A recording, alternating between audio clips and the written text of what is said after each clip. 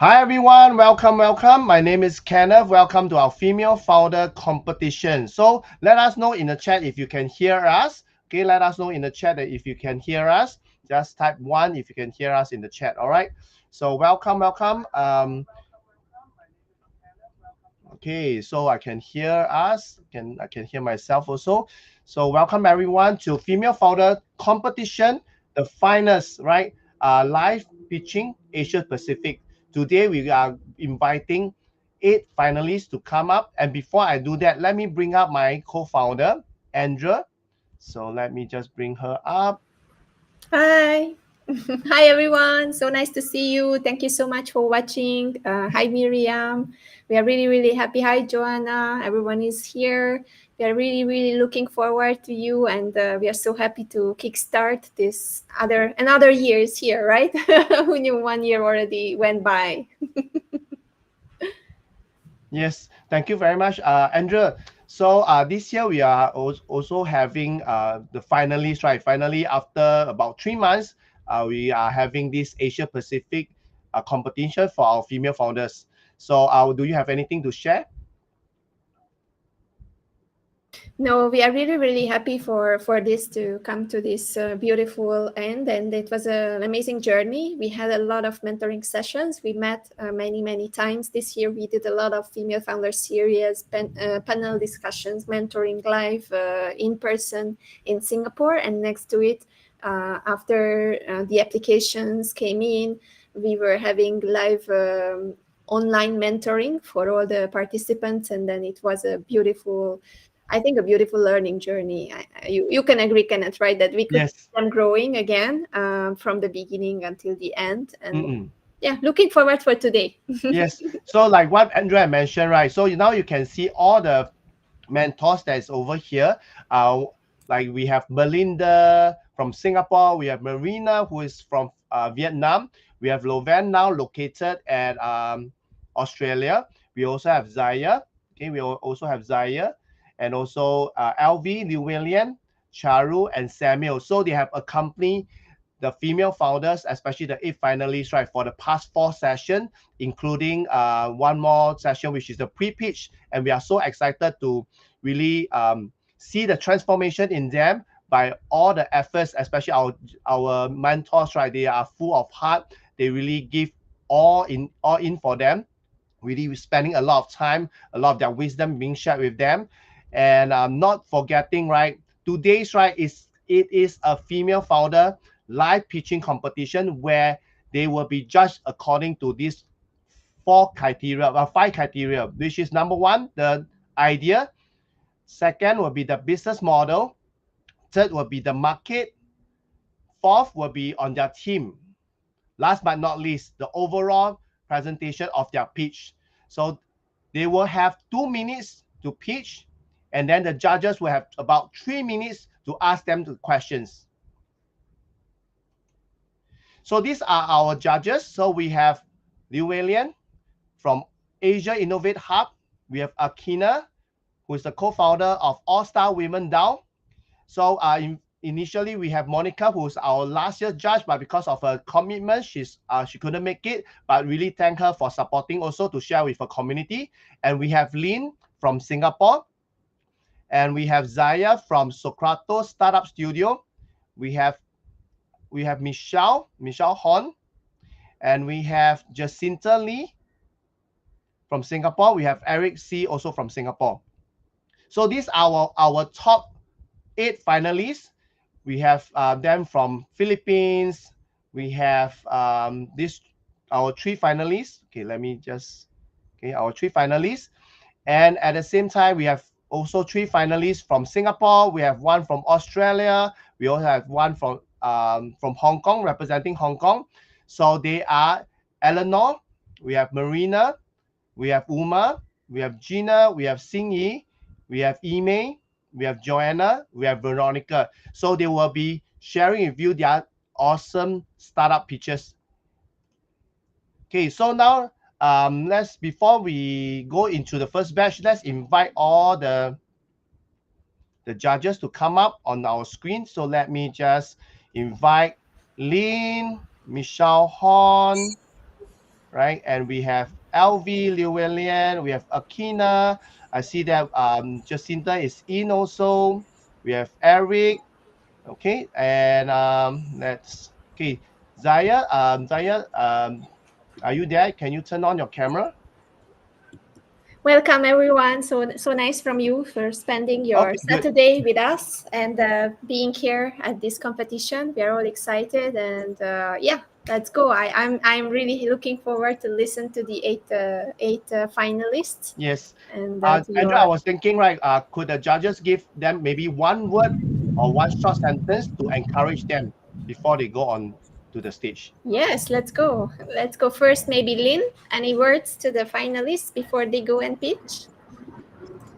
Well, I mean, not really, but I just want to wish them all the best and don't be nervous and just believe in whatever that you're going to be sharing with us, and we look forward to hearing more. Thank you so much, Lynn. Let's go to Michelle. Oh, right. Congratulations for getting thus far, and you've got this. Let's go to LV. Well done. I think you're all winners for reaching this point, and remember, we're here to hear your story. So be confident and own it. Thank you. Let's go to Akina. Akina? We cannot hear you, Akina. Maybe try again. I will go to Jacinta in the meantime. Hi everyone, very excited to be hearing from you in a while, and congratulations, you've come really far now, so final push, all the best. Thank you so much. Let's see, Akina, whether you could fix the audio. Yes, it's done. Sorry. Hi, everybody. Congratulations. Show us your passion. Tell us your dream. And best of luck. Thank you so much. And the audience doesn't know, but we have people from Mongolia, Singapore, Hong Kong. So everyone is all around the world. I'm so happy to have a global jury. And then Eric. Eric, we can't hear you. I think your mic has something.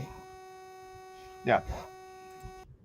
Let's go to Zaya in the meantime until Eric is trying to fix. Zaya? Hi everyone. Yeah, hi everyone.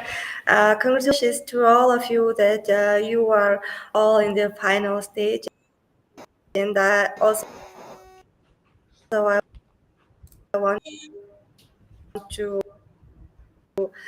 wishing you good luck to your pitch, and let's see.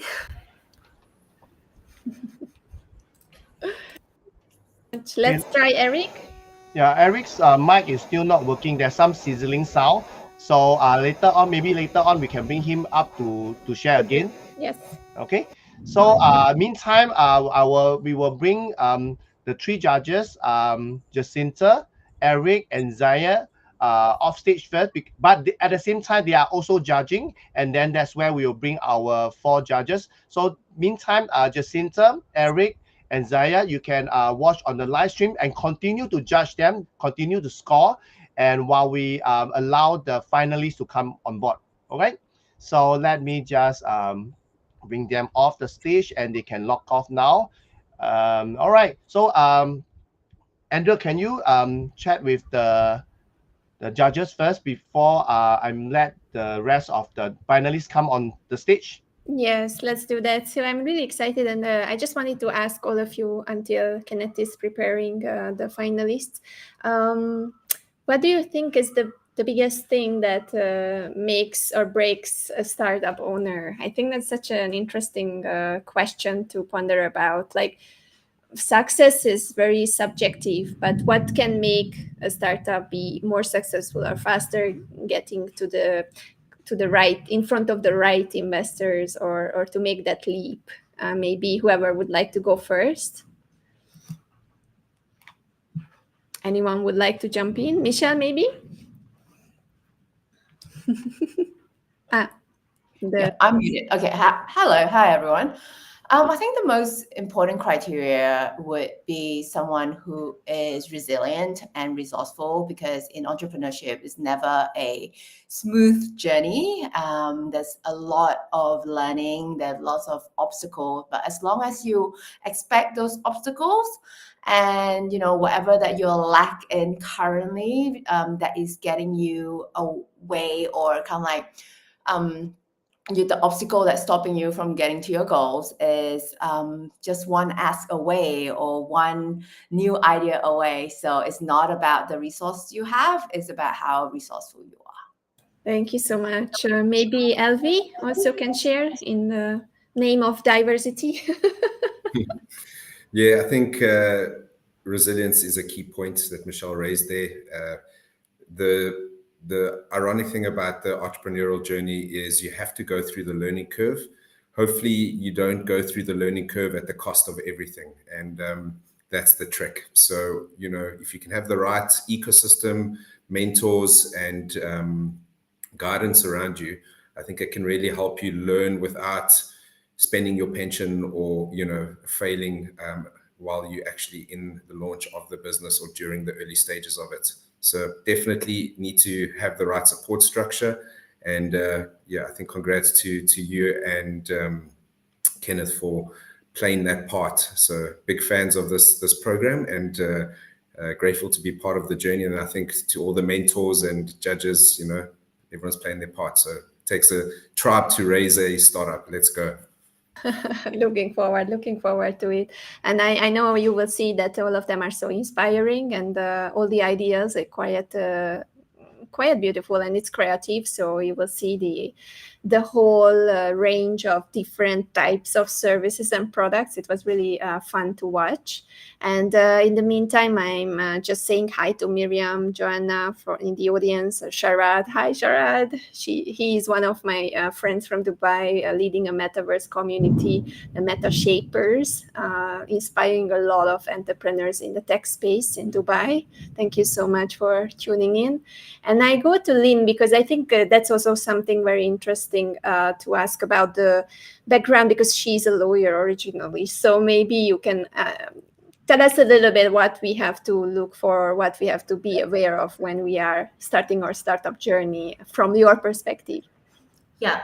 So I also am like a female founder because I started my own practice earlier this year. So I hear you and I feel you as well. So as a lawyer, I would say that based on my experience with startup founders, especially female founders, I feel like we often sell short ourselves.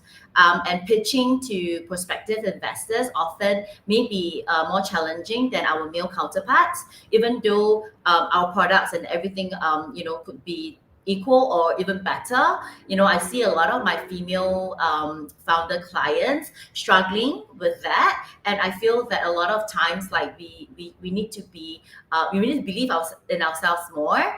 And also from the legal side, I feel that female founders are really cautious, and that's they are not they won't go and do something that might be in the gray area. So that is from my experience. So I feel that in front of prospective investors, if we can believe in ourselves more and not sell short ourselves in front of them, I feel that a lot of us will do so much better.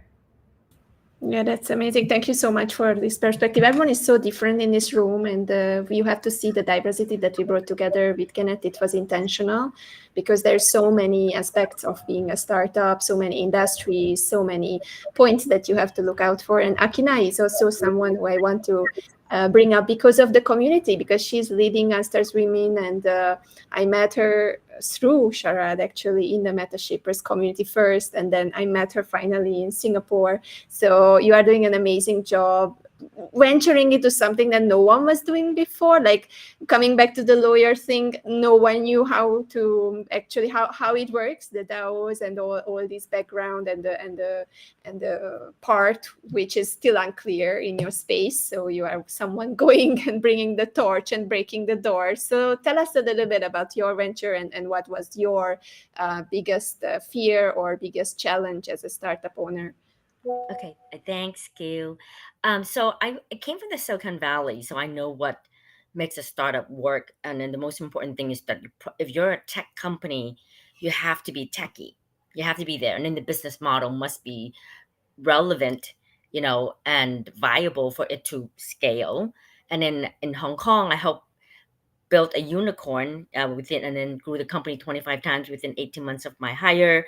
So I fundraised before I know what makes an investor to put in 125 million into your company within 2 months, and then I work in corporate, so I know the scalability of that. And then I also know the difference between a male founder versus a female founder, because the unicorn that I helped build, it was a young guy who was only 21 when he started the company, right? I joined him when he was only, actually he started when he's 19. I joined him when he was 21. So very young guy. Men pitch very differently from women. We are more conservative. We're more stable. We're more reliable. Men, if you ask a man, oh, do you play basketball? He said, yeah, hell yeah. I can fly. I can dunk. I'm the best shooter out there. I can do all the fancy stuff. But if you ask a female, do you play basketball? She would go, yeah, I play basketball. I play for a few years. I think I'm okay. So the difference, but investors are looking for people, and especially when they're going to give you money on a dream that you're building, they want that fire. They want that spunk. They want that, like that, I got it. I'm going to get it. Like, the resilient, which Michelle talked about and we talk about, is like, yeah, I know I'm going to get it, no matter how hard it is, because it's a very tough journey. Even if you got in your first fundraise, running the company, getting your second, your third, building the product is all challenges. And also one thing, please pivot. What you envision, what you're building may not be what makes your company successful. Our startups that I work with, from the Silicon Valley to Hong Kong, no matter what, everybody pivot to survive. If you look at all the great company, YouTube, Airbnb, everybody, they started ideally something different. Okay, what they are become and how they get the money, how they grow, totally different. YouTube used to be a dating site. It's no longer a dating site. So be imaginative, be aggressive, think out of the box, and don't, if you really want to do what you want to do, pivot. Beautiful, beautiful. Thank you so much for adding all your insights, Lynn, Michelle, Elvie, and Akina. And we will see the other judges also. Remember, they are in the background. So all the 7 judges will be giving the scoring, and they already started it, whether it's on the live stream or here on the studio. And yeah, Sharad, it's like Mars and Venus. And we are basically putting it together because we are empowering diverse owners. So 50% of the companies has to have the ownership by a woman or a female. And then the rest can be a man, because we want to show that working together, Mars and Venus, it's sometimes better than going alone. So both of them are complementing each other. Kenneth told me, and he appeared, so that means that all the batch 1 participants are ready to pitch. So I'm so excited. Kenneth, can we Yes. start? Yes, we can start now. So our first participant, Marini, can you turn on your camera? Okay, good. Okay, let's bring Marini up. All right. So welcome, Marini, and also say hi to all the judges. And at the same time, could you start sharing your screen so that we just make sure that all the judges can see your screen? All right. Okay, so let me just bring it up. Okay, so just want to make sure that all the judges see this? See her slides? Okay. Okay, all good. All right. So meantime, I will put all the judges on the backstage. So we will put the spotlight on Marini. And then when Marini, you see that there is a timer, okay, on my screen, then you can start. So let me just move all the judges. Meantime, off stage, later on, I will bring the judges up again. All So right? have a good scoring process for the judges, and for Marini, all the best. We are rooting for you. Okay, give me a while. Let me just, oops.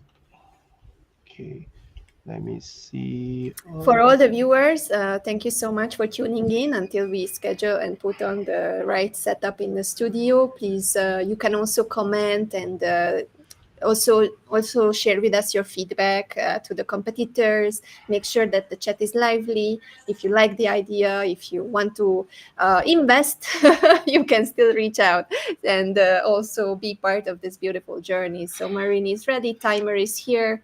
I think we are all good. Okay, let me just Andrea, I move you back first. Later then I bring you up. Okay, so let me see if I can put in the timer. Try to shift it. Okay, and also where is your slides? Okay, so give me a while.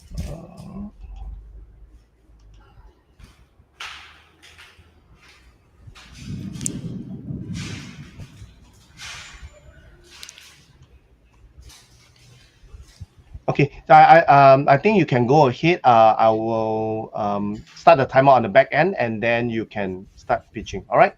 So over to you. Awesome. Thanks for that.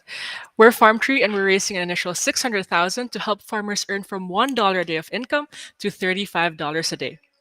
Philippine farmers like Nang Pasing earn under $1 a day. One of the reasons is her low crop yields from diminishing soil health that produces low quality food that's rejected or thrown away. With diminishing soil, countries expect to spend $200 billion each year to rehabilitate their soil and increase their yields. We're starting with 10 million farmers in the Philippines, and we expect to impact 10 million farmers globally, 10% of the market of the farmers globally. So how do we plan to do this? First, our technology helps farmers measure the soil and recommend the best solution so they can grow their crops efficiently, and they know what to produce, how to produce, and when to harvest, while we take care of the end-to-end solution. As a result, farmers earn 100 times more crop yields and prevent food loss and wastes, turning their $1 of income to $35 a day. Farmers can't afford to buy this technology. That's why we give it to them for free, and in exchange, they need to trade their produce on our platform, and we take 40% of that commission price. We're expecting to get $12,000 per farmer, and that's a $300 million opportunity. We're now at 300,000 farmers and have achieved over $1.3 million in revenue. Nang Pasing couldn't afford to feed her children, so she sent them away and married off her 14-year-old daughter. Now with Farm Tree, she brought most of them back who are now working with her in her farm. Our team has decades of experience in agriculture, in technology, and in business, and we hope to help more farmers like her. That's why we're raising 600,000 to have an additional 200,000 farmers. Join us as we cultivate the future together. Thank you. Wow, wow, wow. You are amazing. You are even shorter than 2 minutes. Okay, so let me just bring up the judges and Andrea at the same time. Yeah, it was beautiful, and I don't know, she is amazing with the time. So congratulations, Marini. Well done, well done. And now we go to the Q&A session. So every pitch first, 2 minutes pitch, and after the 2 minutes pitches, you can hear the Q&A for 3 minutes, and then we will be calling up the next participant. And yeah, I think we can go to the judges first. Maybe we can start this discussion. Please feel free to ask your questions to Marini. Marini, hi. Great, great speed. And then I think in general, I kind of understand. But can you go deeper? How does your platform works, and how do you make money? Right. Thanks for that question. Well, right now, we have IoT sensors that's inserted on the ground, and this measures the soil. So this is soil composition, water levels, and NPK, and a lot of other things. And this gathers the data, and at the same time, we collect data from the market. We have an ERP software, inventory management, to help food businesses and distributors to automate their supplies. So that gets to our machine learning model. And after that, it goes to our platform where we're able to predict the sales of the farmer, and we're able to tell the farmer, this is the best produce to produce based on your soil health and based on the market to get the most profit out of it.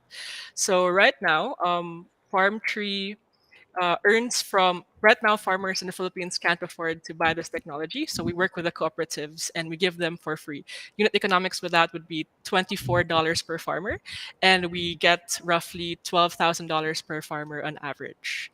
A Yeah, that's month? how we make money. Oh, that is every uh, 6 to 12 times a year. So it can be a month. I just wanted to be to say that $12,000, but yeah, $20 US dollars. US dollars. That's Okay. correct. Okay. We're I also have exploring other business models when we scale to other countries as well. Yeah. Thank you. Thanks, Marini. I have the next question. So you managed to get more than 300,000 farmers right now. You said that's using the platform. How long did it, take you to acquire that many? And how many are actually actively using the platform right now? Right. Thanks for the question. We've been starting out, we started out as a social enterprise for 10 years. So we have worked with farmers and farmer cooperatives, and we're able to penetrate them with our farm development model.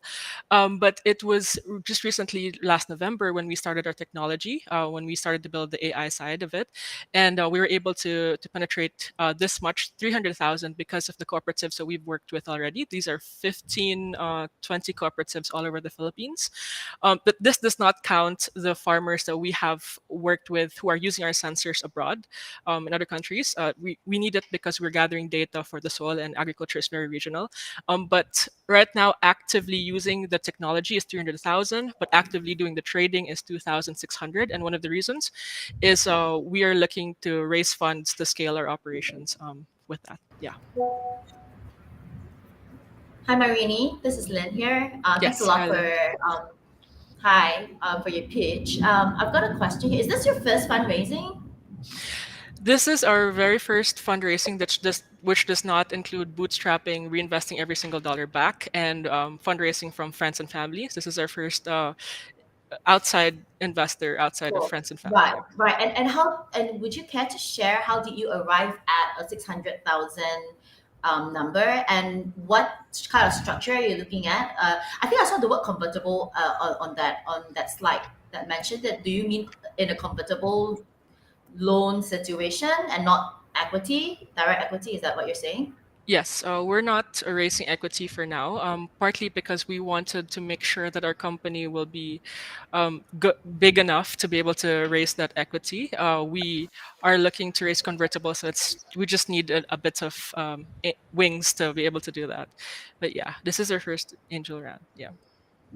Okay, and sorry, just the second question that I Oh had, like, yes, how yes. do you arrive at the $600,000? $600,000. So we started getting revenue since March.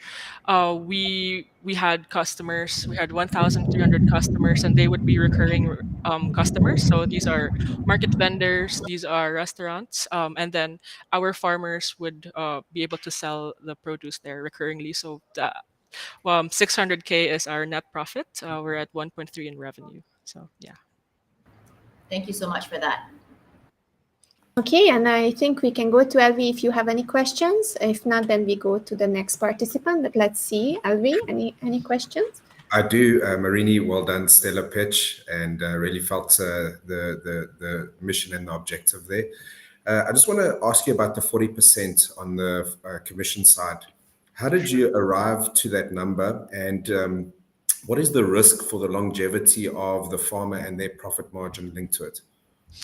Right. Thanks for that question. So your question is, how do we get to 40%? Well, farmers are technically earning 60% of that, and because the 40 would help us with, where's my slides? We give away the technology, we help them with farm development, which means we help them grow their farms together with them.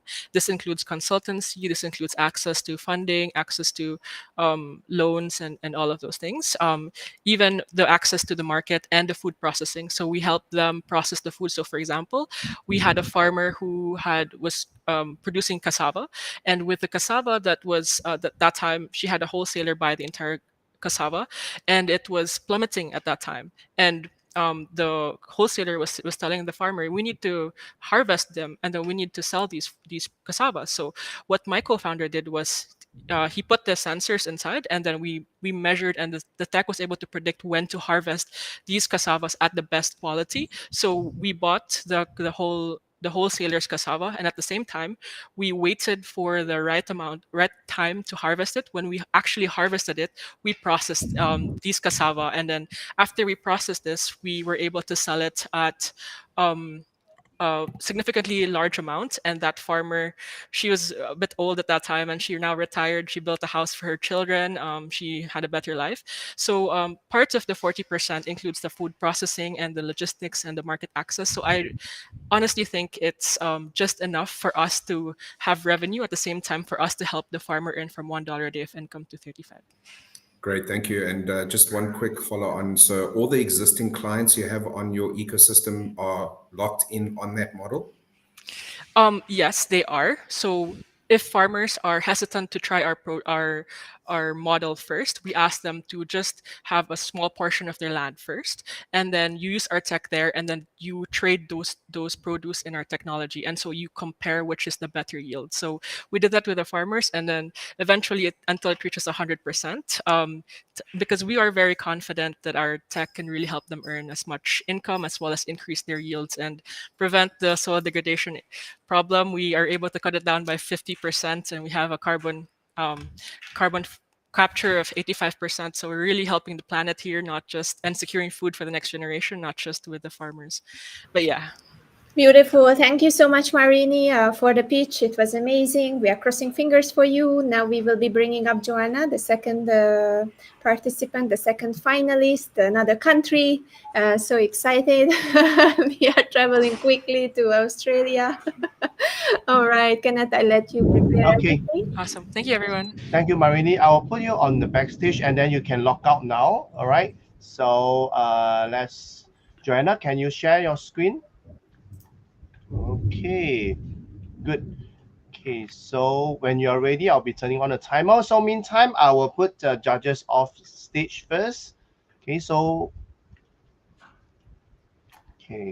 Andrea, hold on. Yes. Okay, so Joanna, when you are ready, you can start and I will turn on the timer. All right. Imagine you are the CEO of a biotech business addressing one of the 260,000 diseases that exist in humanity. The biggest pain point for any CEO always comes down to people. The cost of replacing an employee can range from 1/2 to 2 times the employee's salary. Biotech startups and scale-ups are the future of health innovation. In biotech, there's an extra demand for niche skills, which is a huge factor to growth, especially when scaling post-investment. This is why it's key to keep talent once they have been hired into a business. This helps drive the growth agenda and why they should use the career strategy roadmap. Using the career strategy roadmap, Protoscience is poised to help 12 biotech businesses to manage and retain their talent. It's all about increasing engagement and enhancing productivity, leveraging AI to connect skills with the opportunities. It's the better way to manage internal moves, career pathways, and performance management, and in turn lets a business become fit to stand the test of time through the lens of people. The business model set for new heights in 2025 is B2B. Protoscience will leverage the skills of recruiters in the business to help with scaling the solution. Using the trainer approach, recruiters can become proto-scientists to help with internal mobility. The team comprises of myself and some trusted fellows, along with fractional support for market intel, sales, and marketing. To create the AI component, a product lead is required. And once we have signed up the 12 biotechs, I will hire a program lead to help facilitate each program delivery. I am looking for 250K investment. I see the business making that amount in profit to reinvest in the following year. Protoscience is here to bring the solution. Talent shortages are a pain point, and this will ensure sustainable gains across biotech. Therefore, the CSRM is a must. Thank you. Wow. Joanna, you have amazed me because previously during the pre-pitch, you didn't manage. So let me just bring up all the judges and Andrea, right? Yeah, it was such an amazing. I just want to congratulate you first before anyone says anything, because I know that the pre-pitch was like 2:30 to almost 3 minutes, and now you managed to do it on time. So it's raining in the background. I don't know how is it, but here in the East Coast in Singapore, it's raining. Yeah, so this West Coast is also raining. background noise, it's because of that. But it was amazing, Joanna. You did so very well. So let's go to the judges and your questions. Same applies. Now you can go and ask Joanna, all the 4 of you. And then if you would like to go on, anyone can start. Okay, Hi, I Joanna. realize I can. Okay, go ahead. Sorry. Oh no, Akina, please go ahead. Okay, so you're pre-seed, right? So basically, it's a concept. So you haven't built this. I was wondering, have you looked at other companies that I've seen? A lot of companies are doing something very similar. Yeah. And and I know you target biotech people. Does you and your team have any biotech background, and why would you think you survive versus the other 10 million company that's doing exactly the same thing? So proto-science is an approach that can actually complement the HR tech organizations that exist out there.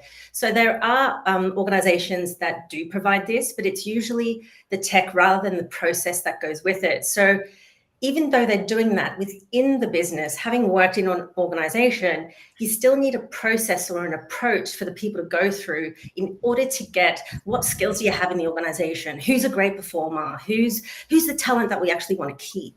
So I'd say from that standpoint, it can complement the competition in a way. So being pre-seed, that could be an approach. Partnership might be the approach. I don't know. It could be an option. Thank you. Hi, Joanna. Thanks so much for that. So for me, my question is, number one, how do you arrive at the $250,000? That's number one. And also, have you considered what this $250,000 would look like in terms of structure? Would it be direct equity into the company? Would it be debt? Who would you be kind of looking for funds from at this stage, you reckon, that would make more sense for yourself and the business? Now, for full transparency, this is like my first rodeo. So from the standpoint of the 250K, it's literally the people that are required versus the jobs to be done. So operationally, the program can be carried out with an individual, but having that upfront investment will mean that we can also leverage AI to scale it. So at this point, we don't have that created as yet. It's literally using different things that kind of have been pieced together as a startup to run the program in organizations. So yeah, so I'd see it as a debt to start with, because the biotech businesses, we have to actually test the waters first. Like, that's why I'm calling it a beta. We've done it, in other associations. So I've had the B2C and then the B2B to B2C approach, but now I need to try it in B2B before I, even think about equity. Okay, and sorry, the last question that I had previously was, who would your investors be at this stage, you reckon? So I know the other judge had mentioned biotech and leveraging, that skills and capability. So the investors are anyone that would want to see health innovation be driven forward. Like in the Australian ecosystem, biotech is where it's all at. Things are at the pointy end of a commercialization. So thinking from that standpoint, I'd say anyone that's interested in investing in the future of health. Thank you. Thank you so much. Let's go further to Michelle. Hey, thanks. Hi, Joanna. Building on from Akina's question just now, so your differentiation is really the process that you mentioned on top of the tech. So can you tell me a little bit about the actual process? Yeah, sure. So it's a program, and essentially it can be done over a period of time depending on what's going on in the organization. So people go through a step-by-step approach, if you like, and it's a learning journey of discovery of the skills of themselves. And it's kind of like it gives people accountability to take ownership of their career facing into the organization and the needs of the business at that point in time. So you'd get people interested in signing up. They have to do a self-evaluation. You get the skills analysis done, and that's where the AI component plays a part. And then that feeds into the rest of the program. So essentially, it's a learning journey, and it comprises of 8 sessions and some of the work they do, and then they have a particular person running the program. So part of the program would be quite manual, you would say? The manual part is that the people need to go off and do their work. Right. I think that component, the learning itself, it's in a online setting. So from that standpoint, the manual, I mean, think from the perspective of automation, you can automate people to get them to join. You can, automate things to, run the sessions, but the actual work that goes on, it needs the investment of the individual. So they need to be like wanting to do this. Okay. All right. Thank you. Thanks, Joanna. All right. And I think LV is coming up. Yeah, just a quick, well done, Joanna. Just a quick question on the business model. Can you reconfirm the pricing model and how that would work? Yeah, sure. So from the perspective of having run the program, what it came down to was the jobs to be done. It breaks down to $1,000 per person or thereabouts. And typically in an organization, an L&D budget is around $1,500, and that's AUD. So from the standpoint of saving, if you like, if you think about from the perspective of disengaged employee, it costs 34% of a person's salary. And so that's how I would frame it, to say this upfront cost of $1,000 per annum per person, and you wouldn't have the whole organization. You'd have your leaders and your top talent that you'd want to do it with. But if, say, for example, you have a 40 people business, and let's say it's an average of 100K salary, that would cost 34% of that, 1.4 million. And I'm not saying that that's the whole workforce being disengaged. Let's say 25% of that is the disengaged workforce. That's what you're trying to avoid. So let's say it's a saving of 350K to the business, retaining that key talent that could help drive health innovation forward. So hopefully I've answered your question. Thank you. And I think we had one more question from Akina. If you want to ask it, we can still ask. And then after I will bring up Sini. Hi, Joanne. I still didn't get the answer. Do you have any technical expertise on your team, or someone from the biotech side from your team? So the biotech expertise from the standpoint of having an R&D scientist, working in a business, I don't. It's myself as an ex-scientist, having worked across the life science sector for a number of years, but more on the people side. So I'd say it's kind of the fusion of understanding biotech from the standpoint of people, and also an avid interest and being in that network. So I'd say, yeah, to your point, I probably need to bring in an expert to see if it works. But I think doing the beta will enable me to figure that out. Thank you. Thank you so much. Thank you so much, Joanna. Very well done. Really congratulate you. I know it was a big leap for you, but you did amazing. So thank you so much for taking the leap.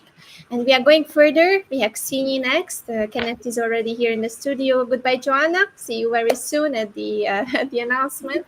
And then let's go to the next company. Okay, so let me just bring up Sini. Okay, Sini, can you share your screen? Yep, all right. Can you hear me? We can hear you loud and clear. Right. Okay, let me find your slide. Have you please expand your presentation? Yes. Okay, go to bottom right hand corner. Yeah. Okay, so let me just bring it right? up. Yes, good. Okay, so let me just bring all the judges and Andrea at the backstage first, and let you have the stage first. Okay, let me give it. Okay, so I'll be turning on the timer at the back end. So later on, when you see me popping up, that means the time is up. All right. Okay. So let me just, okay, the timer. When you start, I will start the timer. All right. So I'll go to backstage. A few years ago, I struggled with self-harm myself, too afraid to seek help. And in my class alone, we already had 12 students here with mental health issues. Traditional therapy often fails to engage youths, leaving a significant gap that needs to be addressed. So I'm Singi, the founder of Artistry Heals. We are taking this challenge on by bringing a wow factor to mental wellness through creativity. Our workshops engage youths in ways that they can relate to art, music, and potentially dance robotics in the future. So our Art Chill workshops use visual art for emotional expression and received overwhelming feedback. And our upcoming Resonate program empowers youths to create their own music reflecting their own feelings. The business model is very simple. We charge 25 per student per workshop, but schools can subsidize up to 60% of this cost. So if you look at the data here, we can see that if we target secondary 3 and primary 5 student market, the artistry heels can earn a revenue of up to more than $500,000. So for the roadmap, we're going to start off with international schools first to collect data. Then we move on to the MOE. And then we're going to expand to other countries because we believe that it is very important to share what we need to give. All right. So we have currently been funded 1K to help expand our works further and are in talks with partnerships with a local certified mental health startups with licensed psychologists. And you might be thinking, hey, I'm interested in this program, so why not me? Well, we are thinking of expanding to corporate sector as well, but we plan to stay with the most vulnerable groups for now. So this mission is actually very personal to our team as we have been victims of such mental health stigmas. So do join us as we bring creativity to battle against the stigma of mental health today. Thank you. Wow. You also make it in 2 minutes. So let me just bring up Andrea and the rest of the judges. Beautiful, Xini. Also big growth. And I think Elvi knows because Elvi was inside the mentorship also. So you can see how the participants have been growing. And I can say that, yeah, it's just beautiful since the first mentoring session until now. So let's go to the judging. Ask your questions, please. We will go with Akina first and follow the usual order. Yeah, Xini is yours. Let's go. Thank you, Sini. I mean, kudos to the org. Our Star Woman is planning a wellness event next week to support the corporate world with stress and depression and sleep. So I understand how important and how spot on you are, on your mission. So that's the good part. The part I need to ask you is that based on the business model you have, it seems like it's not very scalable. If you want a global, it's a very human intense, business model. How are you thinking? How can this scale with technology? What is the idea, if any? All right. So to answer that question, right? So at first we did have an idea of this website that can cater to like all of the students and also schools themselves. So instead of just solely being this workshop oriented thing, we actually had this website that uses AI to provide insights on the students' mental well-being and to give all these workshops through a digitalized platform. So if you're thinking of scaling in that way through AI technology, that will be the way. However, we believe that it's still very, very important to have in the school workshops because we do realize that for AI, it's very difficult to properly manage it. So we do need to have the in-person regardless, but for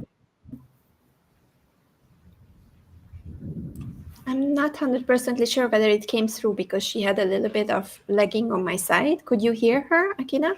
There were breakage. Yeah, there was a little bit of breakage. Can you try it again, the last part? Oh, as much as we believe that we use technology to scale it further, right? We still believe that we should use it hand in hand with our workshops. So we cannot totally eliminate the in-person. So what we are thinking of is starting off with in-person first. Then if we can gain enough data and tractions, we can train the AI model based on what to expect from each student so that it can be safer and more organized well for all the students, perhaps in even other countries. So that is what we are thinking as a partnership with AI instead of totally using technology to expand it out this way. Thank you. Thank you so much. Let's go to Lynn. Hi, Singi. So as a mother to 2 young children, I thank you and your team for doing what you're doing because I do believe that it's really important. My question to you, the first one is, do you see yourself as a social enterprise? And if not, why? And secondly, who are the investors you think that would be suitable for your business at this stage? All right. So, to answer the question, right? For the first part, could you redefine a bit your question for the first part, just to Sure, clarify sure. again? So yeah, social enterprise. Would you consider yourself a social Right. enterprise? Because you're based in Yes, Singapore, right? My assumption is. that's So right. I'm not sure if you're aware, but there are a lot of help and support given to social enterprises, startups in Singapore. But in order to qualify as social enterprise, there are certain things that you need to tick off. So if you have not considered that yet, then I think that you can take this as a sign to think about whether you qualify. And there are associations like RAISE, RAISE, that actually give a lot of support for social enterprises like yourself. I feel like that would be something that you can have a look at. That's number one. And the number two question that I had for you is, what kind of investors do you think would be suitable? So going back to the first part, associations like RAISE also do support in terms of funding for social enterprises as well. So I think it's important to, at this stage, to think about what kind of investors you are looking to get money from for your business. All right, thank you so much. Because right now we are mainly trying to build up the space together with multiple partnerships that we have talked to. One being Aish. It's basically free mental health counseling services, but they do have a space. So we are planning to actually collaborate with them to utilize this space to gather more traction. So thank you so much for letting us know what we should be looking for in terms of investors. I think that is very important. Thank you so much. No problem. Thank you. Thank you. Let's go to Michelle. All right. Hi, Singy. Thank you so much for bravely sharing your own experience and coming up with a business idea and a really great initiative to help other youth who are currently struggling as well. I have no further questions. Okay. Thank you so much. Let's go to Elvi. Hi, Shen. Well done. I think it was a great pitch. Just a quick one. Can you elaborate a bit more on the team that will be backing this idea? All right, that's great. Okay, so can you see my screen right now? Yes.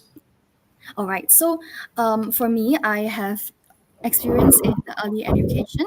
So I actually went to work at Sparkle Thoughts as a part time, and I realized that a lot of the students there, they how they the different things that they experience can really impact their personality and everything. And I believe that really starts from young. That's why for us, we focus more on any little small things that students can experience, like creativity and all this, to bring out what truly matters to them. As for I'm also a music and arts facilitator, together with English speech and drama. So I have a lot of experience in that field. As for our co-founders, we have Ping, who is very good at design management. So she can be doing a lot of this marketing. And then for Imei, she's very good at all the these relations. So like a networking relation and product manager kind of role. And as for Chan, he's a developer, so he can help us build a back end. And for Gerald, he's in business development, so he'll help us with the business aspects and pushing it forward. We also have two licensed counselors who can help to back us up in this, and not and don't forget that we still have partnerships with the Aish organization, which is a very like open kind of mental health support group that is a company already. Fantastic. Thank you. Thank you so much. And to Sinia, was an amazing, beautiful pitch. I think we thank you for being here for now, and we will be bringing up Veronica. I think that Kenneth will pop up soon on the screen. And here you go, Veronica. Nice to see you. Okay, welcome, Veronica. Can you share your screen? Meantime, Singy, you can log out now. that enjoy the live stream. All right. So, and you, Singy, can also stop sharing.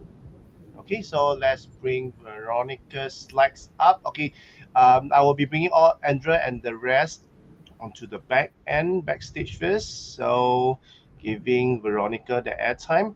So, Veronica, when you're ready, I'll be turning on the timer, and when you see me popping up, that will be the times is up. All right. Okay, over to you. Thank you.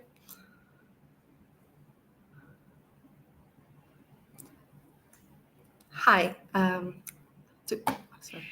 Hi, I'm Veronica, the CEO of Questi, a gamified platform that helps people to learn Web3 in a fun and rewarding way. The idea emerged when my co-founder Luke was explaining Web3 to me. We discovered that a gamified experience can simplify learning. Web3 is the next evolution of the internet, giving users more control over their data, assets, and identities. It is a fast-growing market, expected to reach over $150 billion within the next 10 years. But many people still don't know how to start or don't fully understand the benefits. Web3 brands struggle educating users and always look for new ways to engage them. At Questi, we help people to discover the value of this new digital space. As a team, we are experts creating digital experiences. We developed the first immersive bank branch for the largest bank in Poland and a virtual venue for Hong Kong FinTech Week.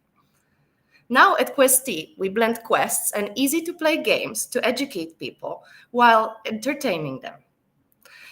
It is also good for professional upskilling. We provide rewards and achievement certificates. Unlike our competitors, we target not only crypto natives, but also students and professionals. Our Explore mode lets you learn risk-free. And for users who feel more confident, there is an option to purchase real cryptocurrencies.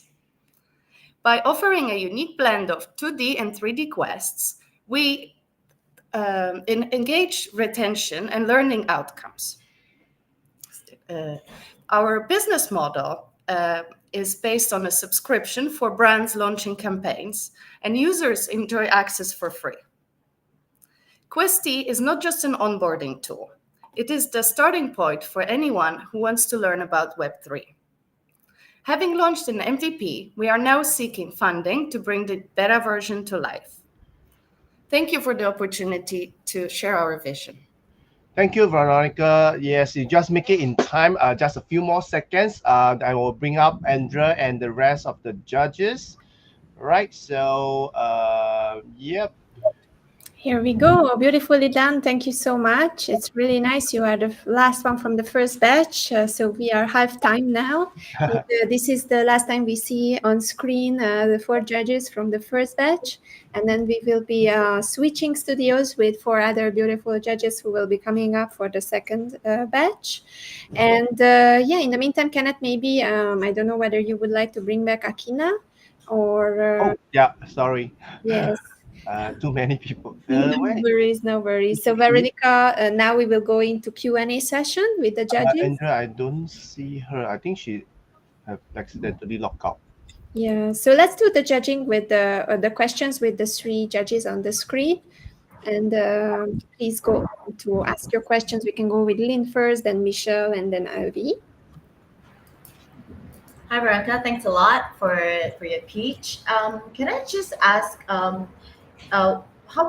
what kind of investors are you looking at this stage for your business that you think would work the best, whether it's strategic or otherwise? And how are you approaching this fundraising situation? Yes, we of course we're very open to discussions with investors who are keen to support us, but our main focus is actually on investors who understand Web3 space and have connections that could help us grow the business. Essentially, Web3 partnerships are very important to us. So many Web3 brands like layer 1 or layer 2 blockchains could potentially invest in us. And I am actually at the moment at DEF CON in Bangkok, spending the entire week trying to spread the word about Questy and find out what we can do next to make this really happen. Thank you. Just a quick question from me as well as so not really related to the business per se, but I mean this space is extremely male dominated, very rare for female founders. What are the main challenges that you have faced as a female founder? Maybe just a quick 2-point thing. I have to say, I've been very lucky so far. I've got an incredible support from every possible side, and I see many initiatives that help women grow in this space. I think the biggest challenges are maybe that I don't have my background in like startup world is very maybe not as broad and as some other founders in this space. This is also the first time for me fundraising, so there is the challenges, steep learning curve, but it's been quite a good journey for me. That's good to know. Thank you for sharing. Thank you so much. I see Akina is here, although the camera is not working, but I think we can hear her. Akina, do you have any questions? Yes. Hi, Veronica. Nice seeing you again. Hello. Nice seeing So you. I have been looking at over 50 something, metaverse virtual world company for the past 2.5 years. The biggest problem all virtual, company have or metaverse project related startup have is that driving traffic. Even that sandbox so big, one of their challenges took them a lot of years and a lot of money and pivoting to get the current user base they have. So can you give us some numbers? What do you use base as, and what is your strategy? And what are some of the challenges or ideas how to overcome those? Of course. So our business model actually is based around incentives that Web3 brands already have and already are looking for ways to distribute. So those are in form of airdrops or other campaigns that include even financial incentives. And because our platform will gather multiple Web3 brands, then on one side for users, there is a financial incentive. Of course, it's not a huge one, but there are existing solutions that have similar, let's say, similar offering, and it does, this element attracts quite a wide audience, especially crypto natives. But we also look to partner with universities and corporations who are open to upskilling their students and employees. And we offer, for those who are maybe not incentivized financially, because with these airdrops, we have certificates and other forms of engagement that are meant to help them grow in this space and incentivize them also to stay on our platform for a long time. In terms of numbers, the numbers are also based on like the Web3 traffic in marketing and the amounts that are put towards onboarding new users. Okay, thank you. Thank you so much, Michelle. All right. Hi, Akina. I'm perhaps one of your target user. I'm still at loss about on Web3 here. So as a potential user or your target audience, what can I expect when I log into Quest3? Sure. Thank you for the question. I'm really glad to hear that. The main thing that is, I think, revolutionary is that it is browser based. You can just open a website. So by clicking on the link or typing the website address without installing any software, you will have access to a dashboard where you choose your level of experience, and you can choose either intermediate or advanced quests, or the very beginner quests as well, which mean that we will help you to set up a wallet and and learn the basics. Then in terms of quests, there is an option to choose 2D quests, which are in the form of like traditional flat website, or 3D quests where you walk as an avatar and explore an immersive experience. Of course, as the platform grows, we will introduce more interactive elements and potentially at some point physical engagements in physical spaces where people can try VR. But at the moment, we're focusing on this very accessible and mobile-friendly solution. Okay, thank you. Thank you so much. And last but not least, LV. Yeah, thank you very much. And a fascinating concept. You know, Web3 is, I think, still struggling to get that adoption. And I think there's two elements to it. The one part is something that you're busy solving, which is to help bridge that divide. And I like that you're gamifying it. My question is whether or not the platform, because I think the other part that's missing is the tangible use case, and whether or not someone actually wants to go into Web3 for a use case that's relevant. When you bring in on Web3 partners, will your platform help to link the person to a use case that is relevant to them, or understand the person better to make them to a use case that might keep them locked in and create stickiness? Yes, so actually analytics are a big part of what we do, and we can have very detailed information about user behavior and their preferences, and propose quests or other elements as we grow to our users. We're also looking at opening up to some level with user-generated content later on, and really focusing on building the community. So I'm actually part of a few groups. At the moment, this onboarding is often done through like physical workshops or online workshops on Zoom that are to a certain extent scalable, but they always have to be repeated, and it's very much based on the community element, which we want to keep, actually, the community aspect on our platform, although adding this scalability of platform that has automated quests. Got it. Thank you. Thank you so much. So here we go. The first four competitors and mentees already done their pitching. Thank you so much, Veronica. Now you can leave the studio. Thank you. It was amazing. I see the faces and the curiosity on the judges. So it was really, really nice to have different, like from agriculture, we went into Web3. So you can see the diversity. We had biotech, we had also education. So I really love the diversity of the startups this year.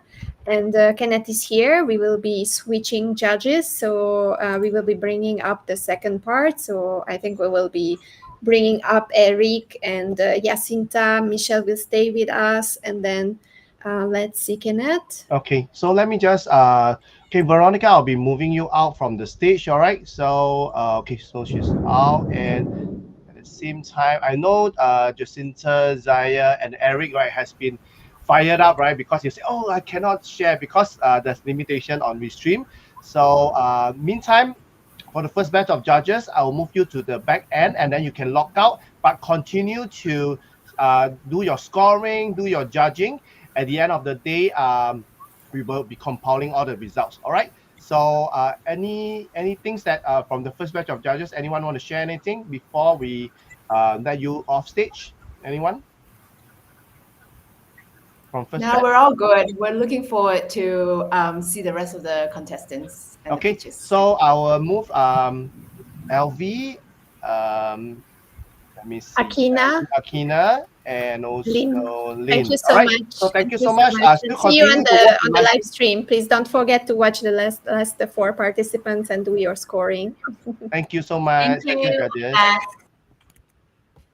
Thank you. All right, I see Eric has a little bit of connection problems.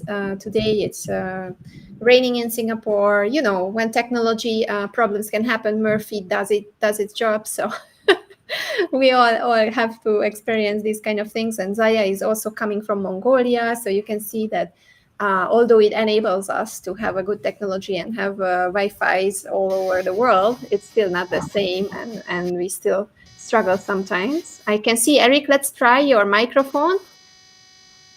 We can still Yeah, not I hear think you. his mic is still having problems, still hearing the Maybe Siri. if you can switch a different audio, switch to a Yes. different device. Okay, meantime, I'll mute Kin first. All right. And let's see the.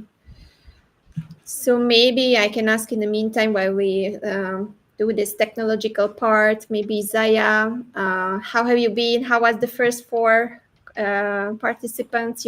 You have seen from the beginning, right? You were here from the first mentoring.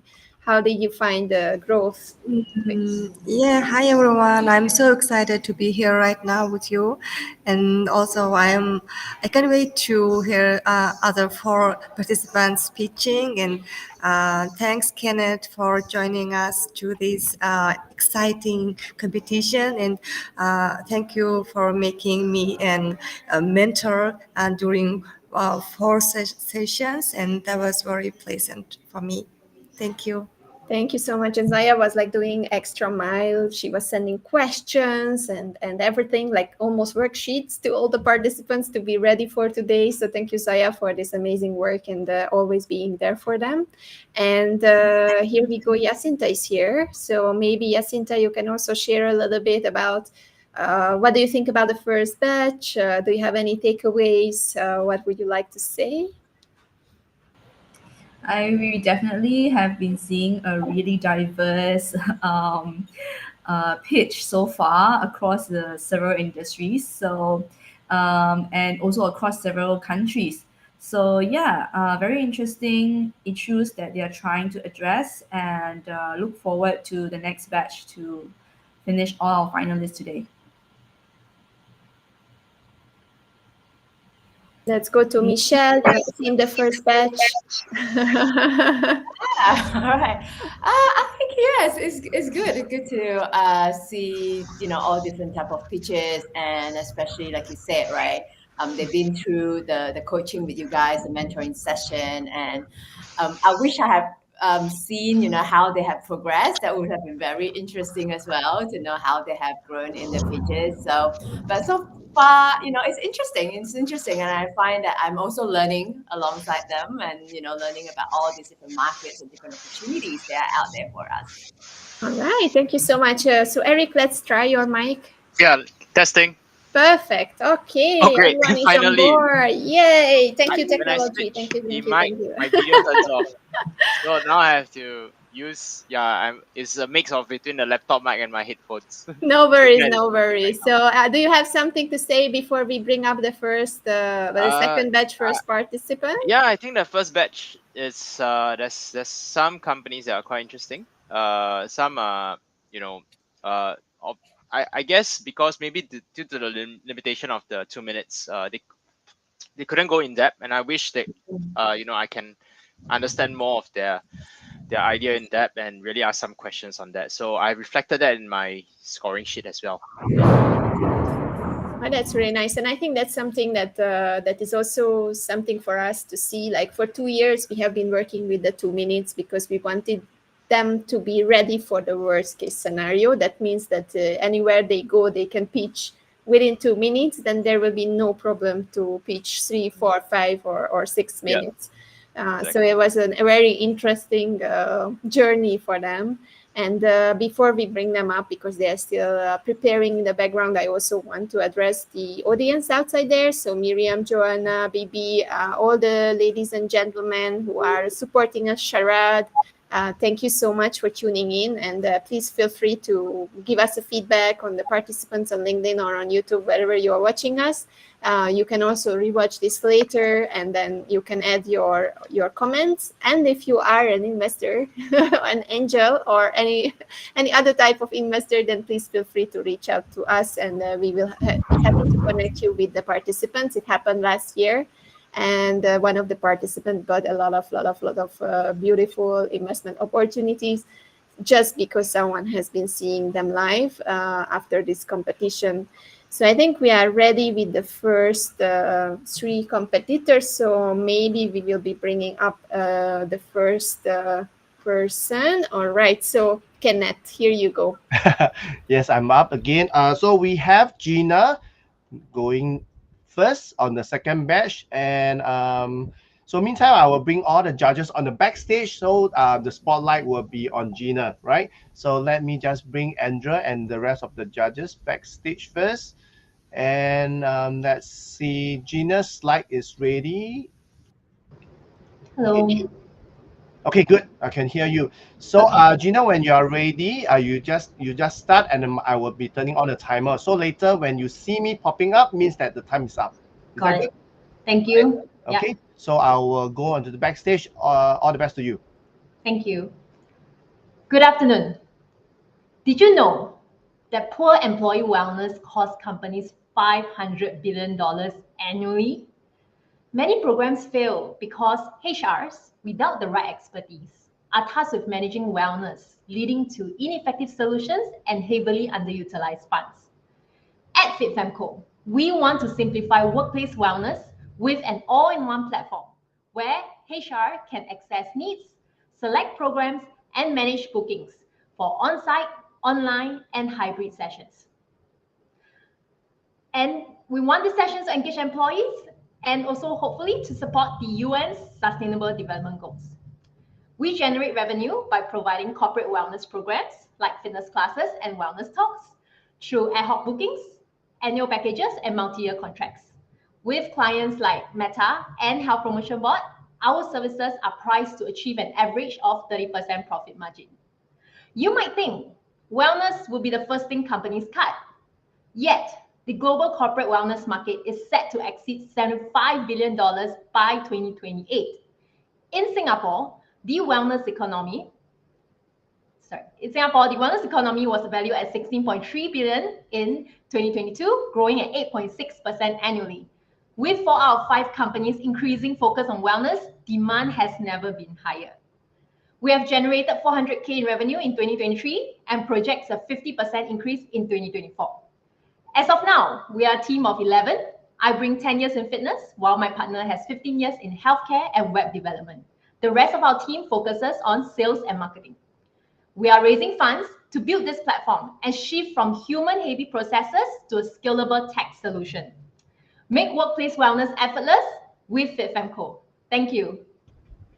Wow, you make it in time, even before 2 minutes, right? So I'll bring up Andrea and the rest of the judges. Okay, Zaya, can you turn on your camera? Another beautiful well-being wellness company. Really excited about this, to hear more through the questions, Q&A. I can see Eric, Michelle, and Jacinta already on. So maybe we can start with whoever the camera is already functioning. So maybe let's do an order. Let's start with Michelle, and then we go to Jacinta, Eric, and then Zaya. All right, sure. Thank you. Yeah, thank you. Hi, Gina. Hi, Michelle. Very well, very clear speech. Thank you. Well done. My question is for your investment. You mentioned that you are raising investment to build the platform so it gets away from the heavy human workload and things like that. So how are you spending the money? Basically? Okay, good question. So we're actually looking at raising about $1 million USD. Okay, a few things that how I came out with this number. Okay, I actually planned for about 3 years. Okay, worth of how this money is going to be used. Obviously, one of the thing is development cost, development infrastructure cost.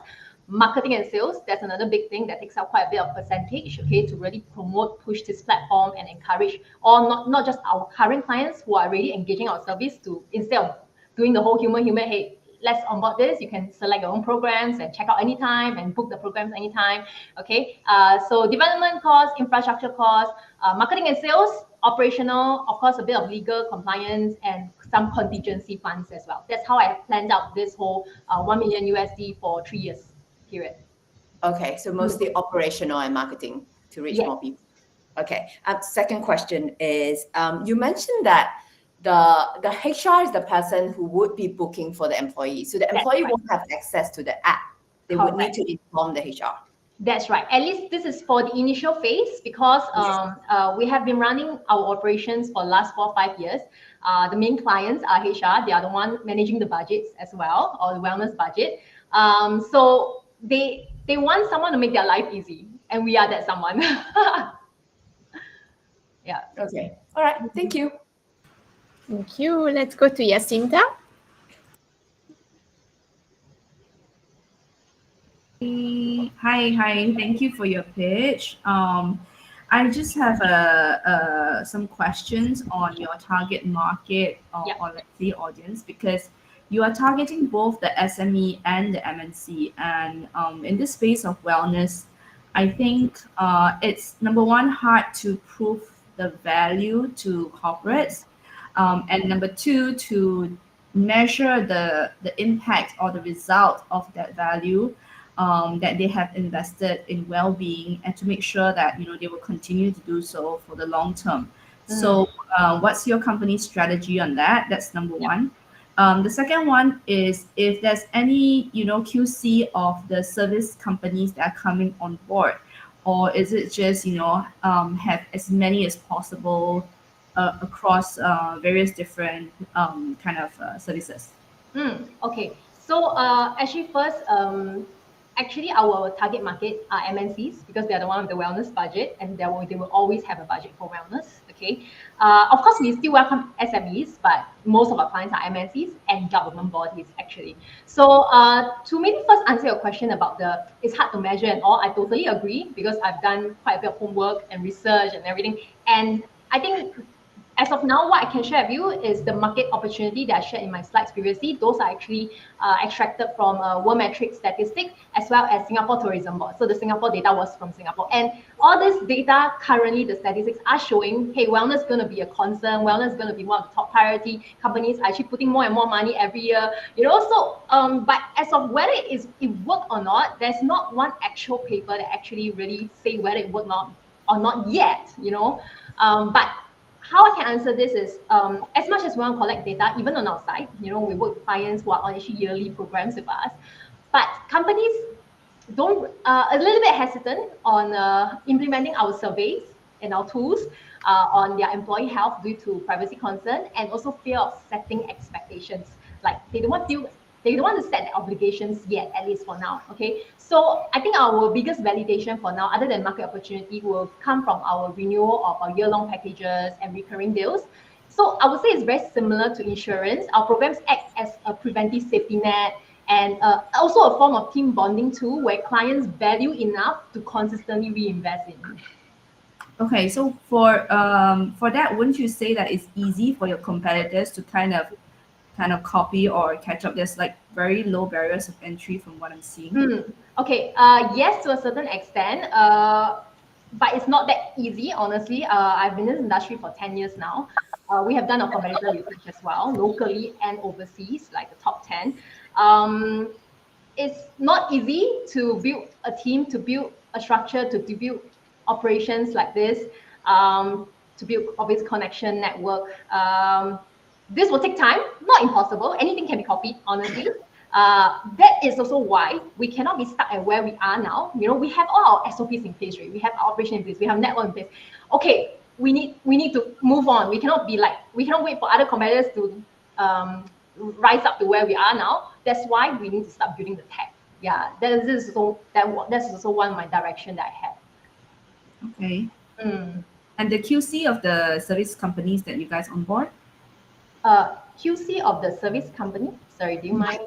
For example, let's say if you're bringing on board a gym or like a yoga studio, is there some sort of qualification you deliver a good service and not just random answer? Yeah, good question.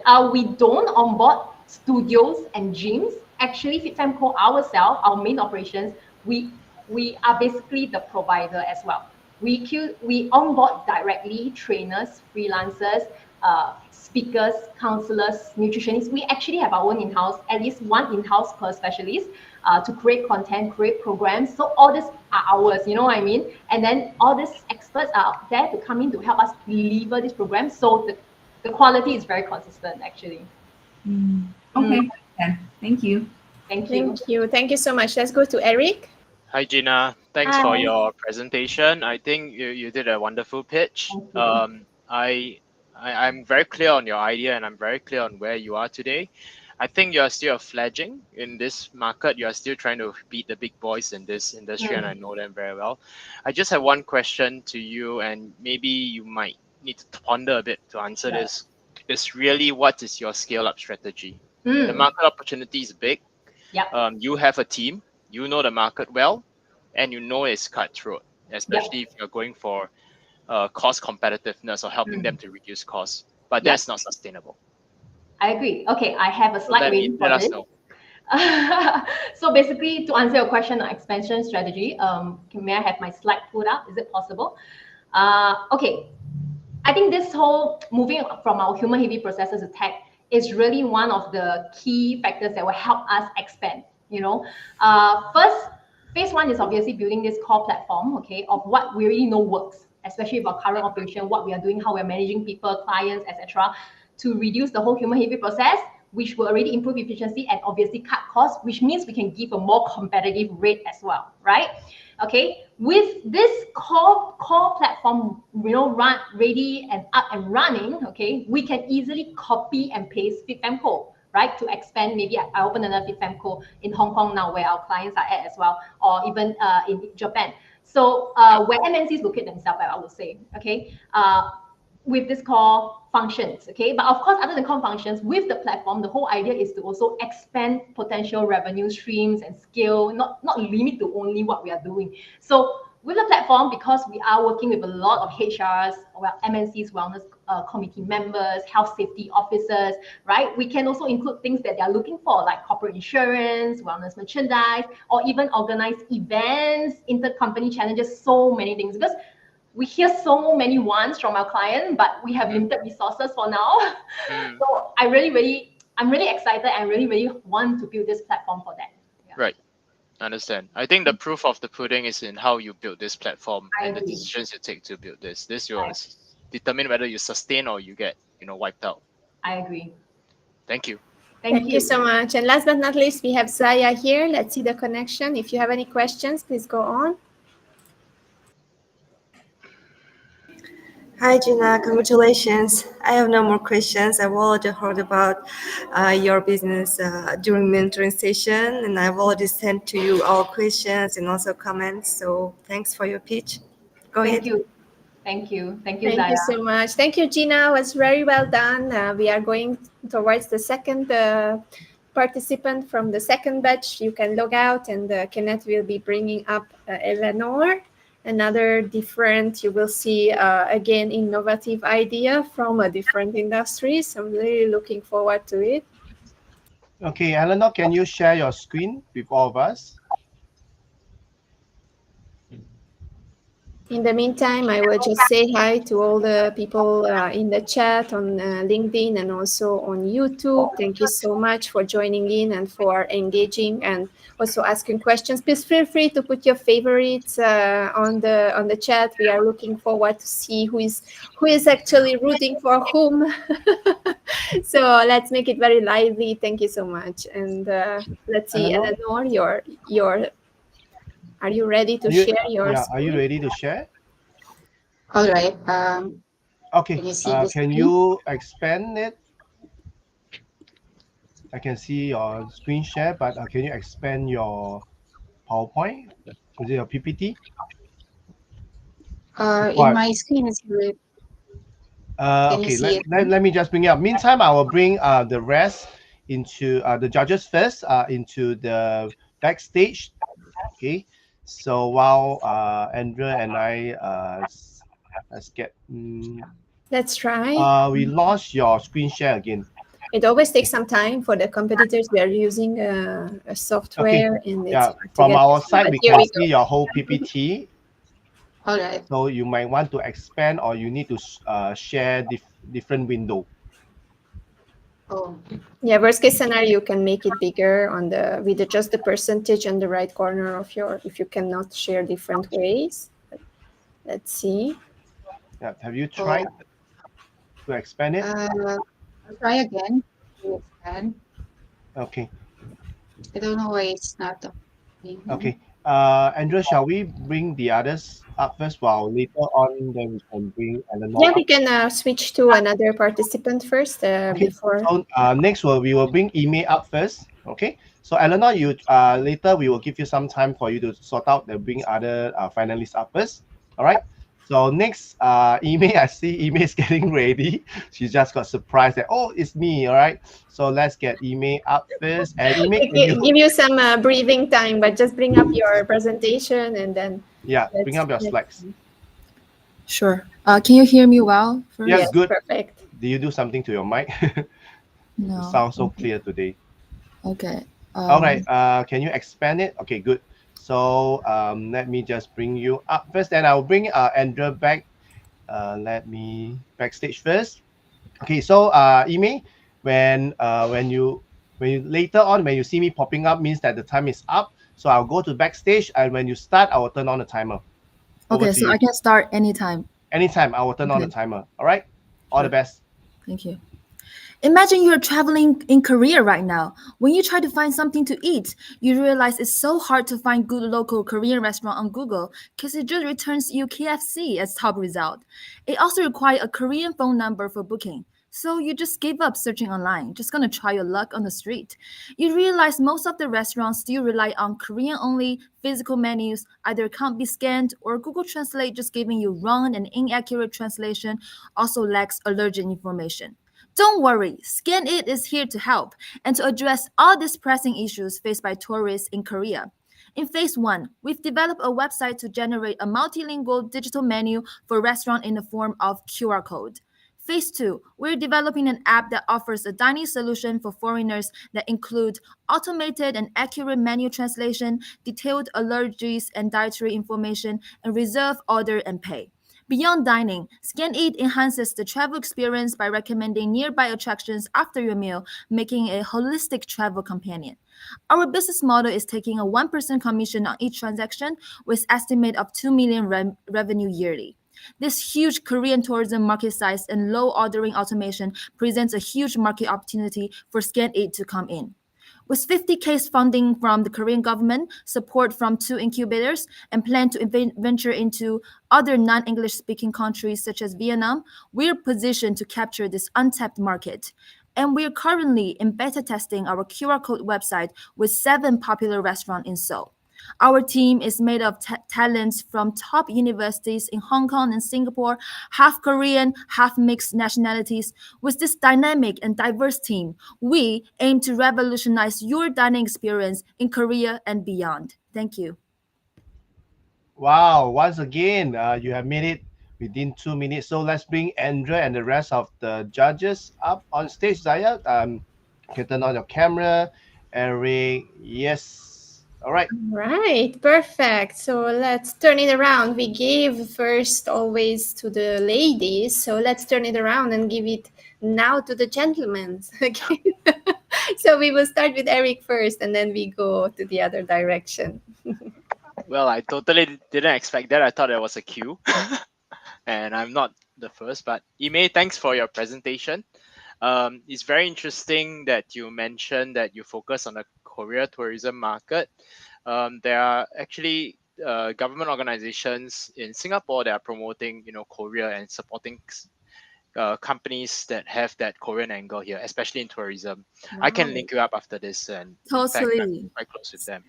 I think this my question to you is, I'm trying to understand in terms of, you said 1% of you take a 1% take rate, right? Yeah. How does that compares to your peers or your competitors?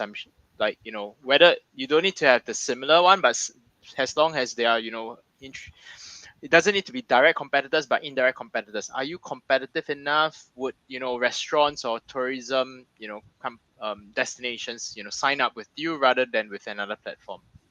Yeah, sure. So first explain how this one commission works is annually there are about 11 million tourists travel to Korea annually. Yep. So So we estimate to, and you see average stay for them is 6 days, and average spending by tourists is 2K. So that's why we take a very it's like a very little share of out of the 11 million. So just estimate to be 1 million trips with Scan It, and imagine 30 they spend 30 for a meal and 7.5 days in average travel in Korea, we can earn 2 million. So that's how we come up with this 1% of commission business model. So Okay. for competitor advantage, where is it? Oh, it's here. Okay. So yeah, we did a comparison with our competitors. For example, OpenRice, Toss Place, they also provide QR code ordering, but you see they're more like mostly a directory for the foreigners to search places, and they also don't have robust automated translation. And similar for Todder, this is also one of our competitor who provide tablet ordering, but you can see their installation cost is really expensive compared to us. We're free, and Naver is a searching engine, the local searching engine in Korea. So for Scan It, our competitive advantage is, first, we provide more accurate translation than Google because of the specialized large language model we use. And second, we provide innovative features like the description of food, allergies, and currency conversion that other people don't, the current QR code or food menus they don't provide.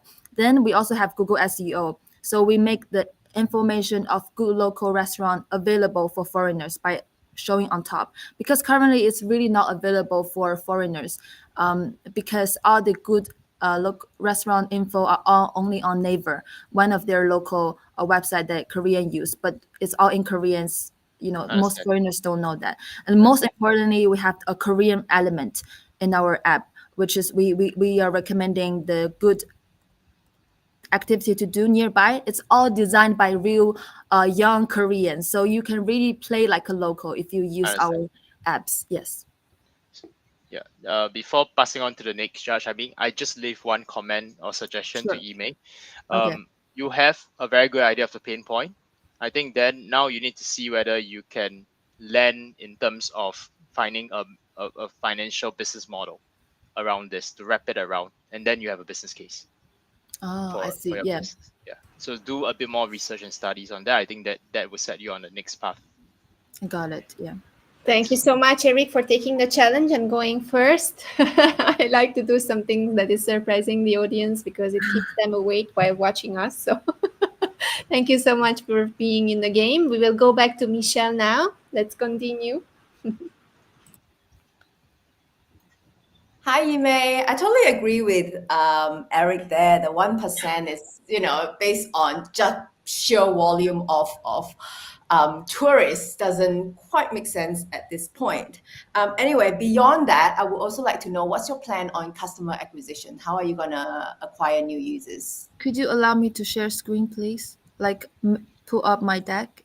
I realized just now I was sharing. I realized it's not shown on the main screen. Yeah, thank you. It will be very helpful. So our go-to-market strategy is that for early stage, we will first build interest and accumulate interest of foreigners who are interested in Korean culture, by setting up an Instagram account. So you can see that we're teaching Korean phrases, and just within 1 month, we reached 500 followers already. So we use this kind of marketing channel we set out ourselves to accumulate interest for foreigners, and later on we can use this as a free marketing tool for ourselves to introduce our apps, our website for foreigners to download. And in middle stage, we plan to establish trust and expand our solutions by getting more Korean restaurant on board using our QR code. And lastly, we target to work with popular tourist spots and organizations such as the Korean Tourism Board, because our missions, our goal aligned to trying to push the digitalization of the Korean restaurant, the dining scene, the dining market industry in Korea. Yeah. Okay, all right, thank you. I'll leave the time for other judges to ask All questions. right. Thank you, Michelle. And let's go to Jacinta.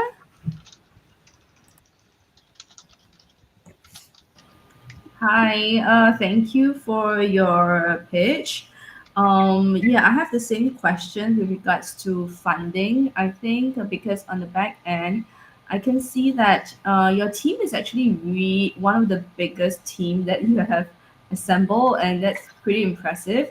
But you indicated that your monthly net burn is about 3k, and the capital that you're seeking is 100k. If I'm not mistaken, that's what's put in. Can you give a breakdown of the finances and the projection? So for now, what we spending on is more first, like 40% of our spending is on the development of our app and website, the server hosting, and then is we just spend on marketing, like we need to pay Instagram ads or whatever to increase our reach. So we spend money on marketing and customer acquisition. Then lastly is operation. So that's the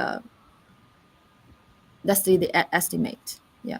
Yeah, and also the estimate of to build out this whole thing to be a live prototype and finally to launch, how much do you estimate you will need?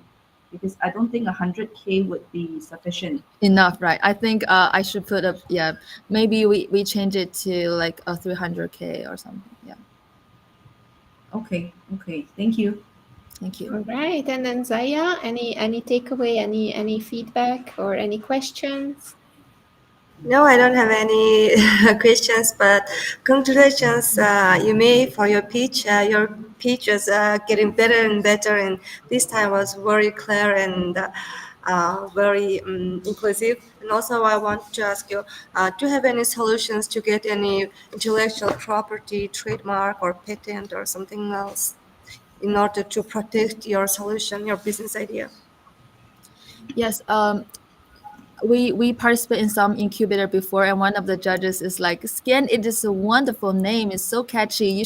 You guys should protect your name immediately before other people take it." Because yeah, so one of the trademark or IP we can get first is for our name, Scan It.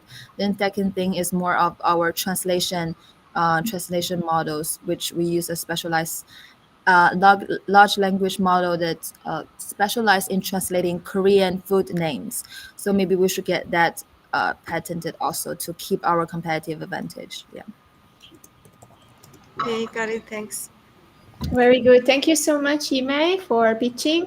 We are going forward. We have 2 more participants for the second batch. We'll go on with Uma first, and Kenneth is here. So Yimei, you can leave the studio. Thank you so much for today. Very well done. And then Kenneth, the stage is yours to set it up for Uma. Okay, let's see. Okay, let's bring Uma up first. Okay, so Uma, can you share your screen? Meantime, I will bring the judges down off stage first. Okay. Okay, Uma, have you? Okay, so Andrew, I will bring you off the stage first, and then Uma, let's check. Okay, good. Is that your screen? Yep, it's my screen. Okay, so when you are ready, I will be I'll be going off stage. I'll be turning on the timer. Over to you. Good luck. Thank you. We are Pikatalk, revolutionizing communication for nonverbal individuals. Like my autistic sister Leia, who for the first 13 years of her life was constantly misunderstood, causing frustrations and temper tantrums. And it's not just my sister.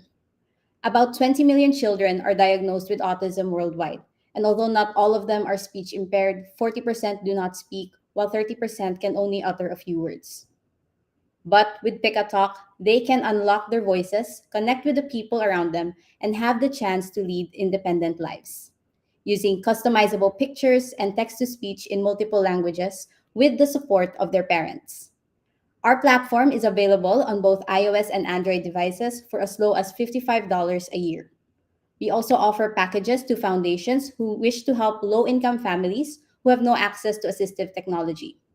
And so far, their beneficiaries have shown great improvement in terms of vocabulary, emotion regulation, and family dynamics. From these partnerships, we were able to generate $5,000 of revenue this year and impacted the lives of over 100 families across the Philippines. We have also raised $80,000 in equity-free grants, and now we are raising $250,000 At 10% equity through Safe Notes to improve the lives of more kids in the ASEAN region, enhance Pick a Talk with a bigger team, and develop an effective training program involving the parents of these kids. Because biologically speaking, parents will outlive their children, and the thought of leaving them behind without the usual level of support is dreadful. Which is why at Pick a Talk, we give them a communication tool to maximize their learning potential, a chance to actively participate in daily activities, and pave their way to a fruitful and independent life. So join me and my team of developers, speech therapists, and advocates in creating a more inclusive society for people like my sister Leia, who at 20 years old is now more verbal, conversational, and most importantly, emotionally balanced. We are Pick a Talk, Time is and by up. unlocking their voices, we empower their lives. Okay. Thank you, Uma. Bring the rest up. Just pass a bit of 2 minutes. So let's bring the judges up. Another beautiful purpose and a beautiful thought behind an application. Thank you so much for sharing, Uma. I will give you to the judges. Please ask your questions. We are back to the normal order, starting with Michelle. Hello, hi Uma. Thank you for the pitch. And I'd like to ask, how long have you been in operational? So we have been registered as a company for 2 years now, but I actually started Pick a Talk as a school project back in college. Okay, and up to this point, you mentioned that there's sorry, I didn't catch the number. There's a lot of users at this point, but you had only made $5,000 this whole year. Yes, just this year because we only started. We only released the premium version of the app earlier this year, around March. Okay, how many because I know it's a freemium model. What's the percentage of people currently using the free version versus the upgraded version? So currently, we've only have around 10% of the total active users that are actually paying as of now, and most of them are coming from like the partner, from the impact partners that we have. Okay, all right. Okay, thank you. All right. Next up is Jacinta. Hello. Yes. Yeah. Thank you for your pitch. Okay. I would like to ask. You said that this is already available in multiple languages. What are those languages right now? And also, actually, I think that the product has, let's say, use case far beyond the target market, which is the people with autism right now. So, what is your continuation? Are there next few phases being planned for your product?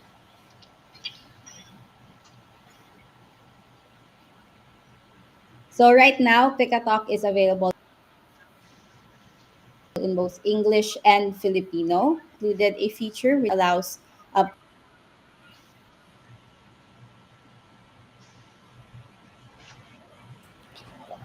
Sorry, she's I from the think Philippines. I got The disconnected for a internet bit. sometimes Can is you hear going me? away. So we have to wait a little bit. Uma just stopped talking a little bit so that we can catch you up because you are lagging now. Uma, maybe you can try to stop share your screen. Yeah, that will help. Oh, okay.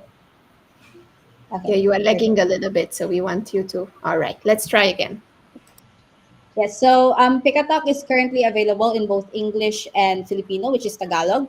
But we've also included a feature which allows the parents to record their own voices because here in the Philippines, there are so many languages that are not yet supported by text to speech. So we've included audio recording to allow people from other regions of the Philippines to teach their kids how to say words in their native languages. So, like for me, I am from the south of the Philippines, so I speak Bisaya instead of Tagalog. And then there are also so many other languages here as well. There's Ilonggo, there is Maranao, and so on. So we can also include other languages as well once we expand to nearby ASEAN countries. So we can include Chinese, we can include Korean, Japanese, and so on into the application. Okay. And why the target market only for autism? Do you have like any more future plans in subsequent versions of your product? Yes, so it's not just for kids with autism specifically. It's just that it's just for this like specific pitch deck. So I could like give you a number, like an estimated number, on like how big our market is. But definitely, other people with other disabilities can also use Pick a Talk, and it's not just for children as well. There are also people who are older who have, for example, um, experienced stroke and have lost the ability to speak. They can also benefit from the app. There are also people who are confined in hospitals where they are, for example, during the COVID pandemic, there are some who are intubated, so they would use an AAC or an augmentative and alternative communication device in order to communicate their needs as they cannot verbally communicate. And definitely other children as well, not necessarily those with disabilities, those who are learning to speak or are just starting to articulate words. They can also use Pick a Talk to expand their vocabulary. Yeah. Okay. Thank you. Thank you. Right, let's go to Eric. Hi, hi Uma. Hi. Hi. I usually have questions. I usually have questions, but I think for yours, I'm sold. I have seen a lot of companies, and I think yours has potential. Maybe one, yeah, you can consider as a minor question. It's really a go-to-market strategy. Are you going like the B2C way, acquiring one by one consumer at one time, or how are you going for partnerships? I just want to understand your near-term expansion. Okay. So right now we are partnering with therapy centers since they're the ones who already have like the client base Yeah. of children who have this disabilities. So we partner with them where they can introduce Pick a Talk to their clients who they really find would benefit from Pick a Talk. Other than partnering with therapy centers, we also partner with foundations who wish to help those low-income families who have no access to assistive technology.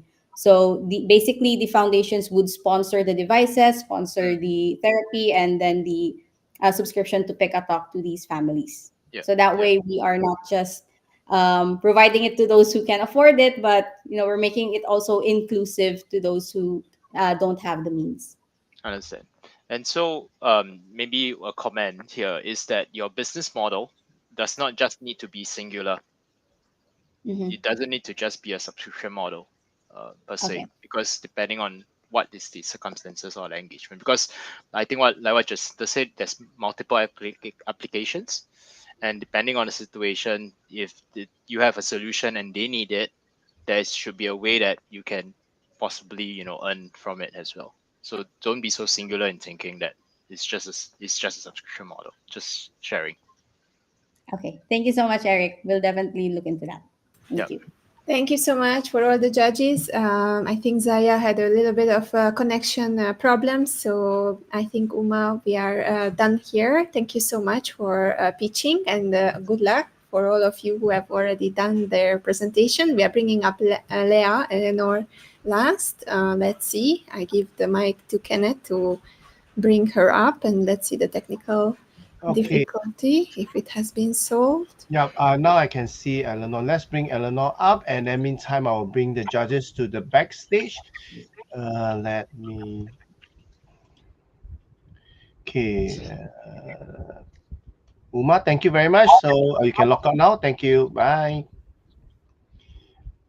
Right. So Eleanor, let's. Okay. Now we brought your slides up. Hello, can you hear me? Yes, Am I yes, audible? yes. We can hear you. Yeah. So Okay. Let me just. Okay, just move your slide first. Okay. Okay, Andrew, I'll bring you back to the backstage, and then we will pass the stage to Eleanor. Eleanor, once I'm off screen means that you can start anytime. Then I will turn on the timer. Okay, is that okay? All right. Okay, so now good luck, and the stage is yours now.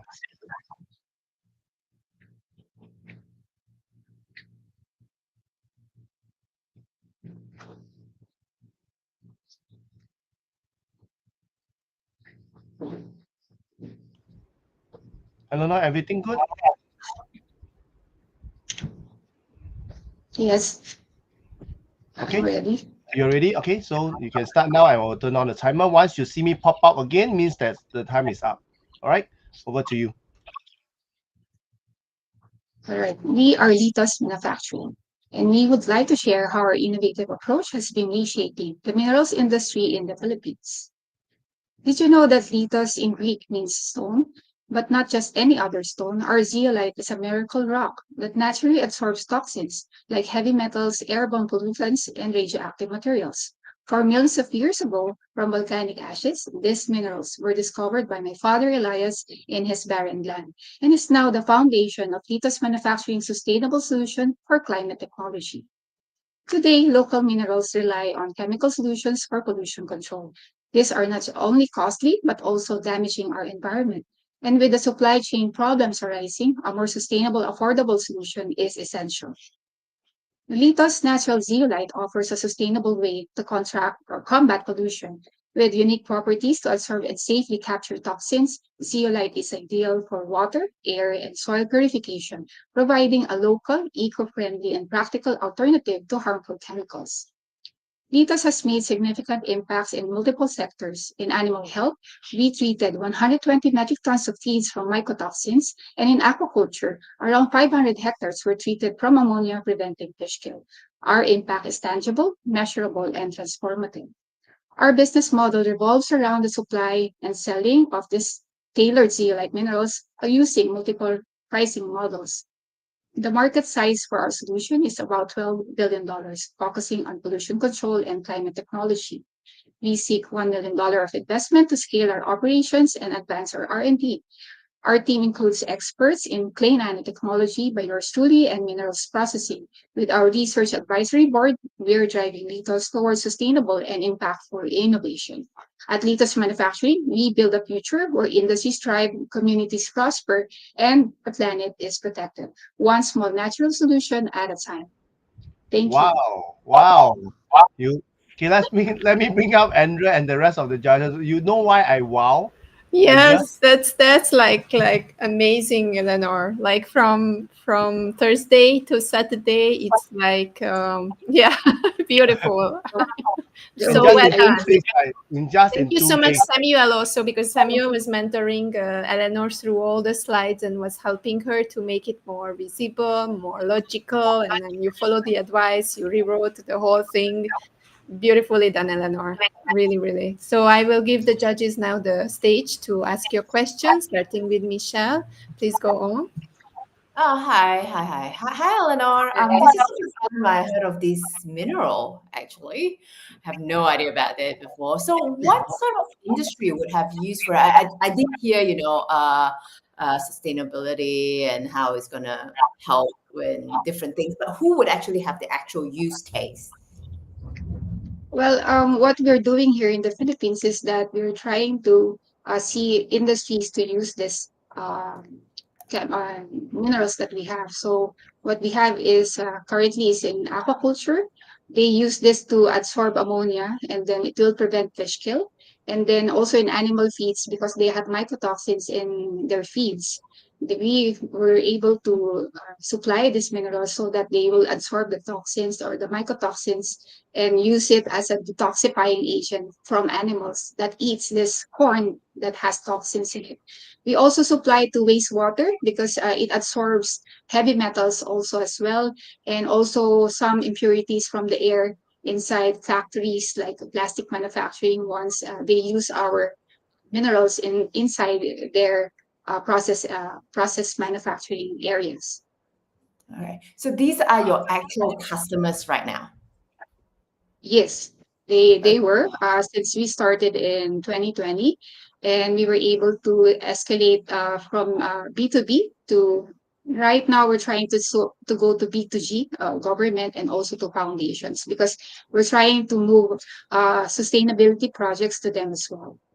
Okay. And how much are you raising and what's it for? Right now we're raising $1 million, and we are gonna use this for our operations, particularly to scale it up. Because right now we're just producing around 170,000 worth of sales, and we wanted to escalate to 1 million sales per year so that we were able to scale it up. And there are inquiries for export as well, in Japan and also in other ASEAN countries. But currently, in terms of our production, we are not able to provide this supply yet to them. But we are on we are just waiting for our scaling up of our products. Okay, scale up of the product and through The production. Okay, all right. So there are current extra demand already. You're just not able to meet the demand. Yes, there Okay. are many demands already. All right, all right. Thank you. Thank you, Elena. Thank you so much. Let's go to Jacinta. Hi, Eleanor. Okay, just really looking at the financials also. Can I understand a bit more of where the burn currently is? Where are the efforts that you're going to right now? Our current expense right now is mostly in the production of these minerals, because from rock form we have to produce it in powders and also in granules. So it depends on where the clients would like to give us a purchase order. Basically, they give us around 6 months of purchase order, because the Philippines is 6 months of rain and 6 months of sun. So we have to really project on our annual production on a 6 months basis. So our current burn rate right now, it's around 10,000 to 20,000. Depends on how we will scale up the mining operations, because extraction will be done from January to June of this year. And then we also do monthly sales with that. So we have costs on that. And also as well, if we advance the mining, at the end of the year, 6 months, or let's say July to December, we will just be focusing on the distribution and sales of our minerals. Okay, and just to clarify, this mineral, it's something that you mine from the earth and then additional processing to make it like uniquely patented to your company. You mean patent? Yeah. Or permits? Patent. Well, is it something okay, all right. or like yeah? Yeah. Well, currently we have a mining permit that runs 25 years. So we were able to secure an area where we can extract this mineral. So this is located in northern Philippines in Pangasinan. And with that, these minerals can also be applied for patents. So right now we have 8 utility models, and we have 9 trademarks with our innovations. So with the B2B market, we usually just sell this in a powder form. But with our current advisory team with research, we are also doing so many allied products like this biocoatsy, where we use this mineral to coat the cacao so that it will not be infested by the mealy bug. So there are some innovations wherein we apply these minerals, and there are case scenarios per product that we have to do prior to engaging it into the market. But bulk of our clients, or bulk of our product, is mostly the powdered ones that has a permit already, where we can already supply this.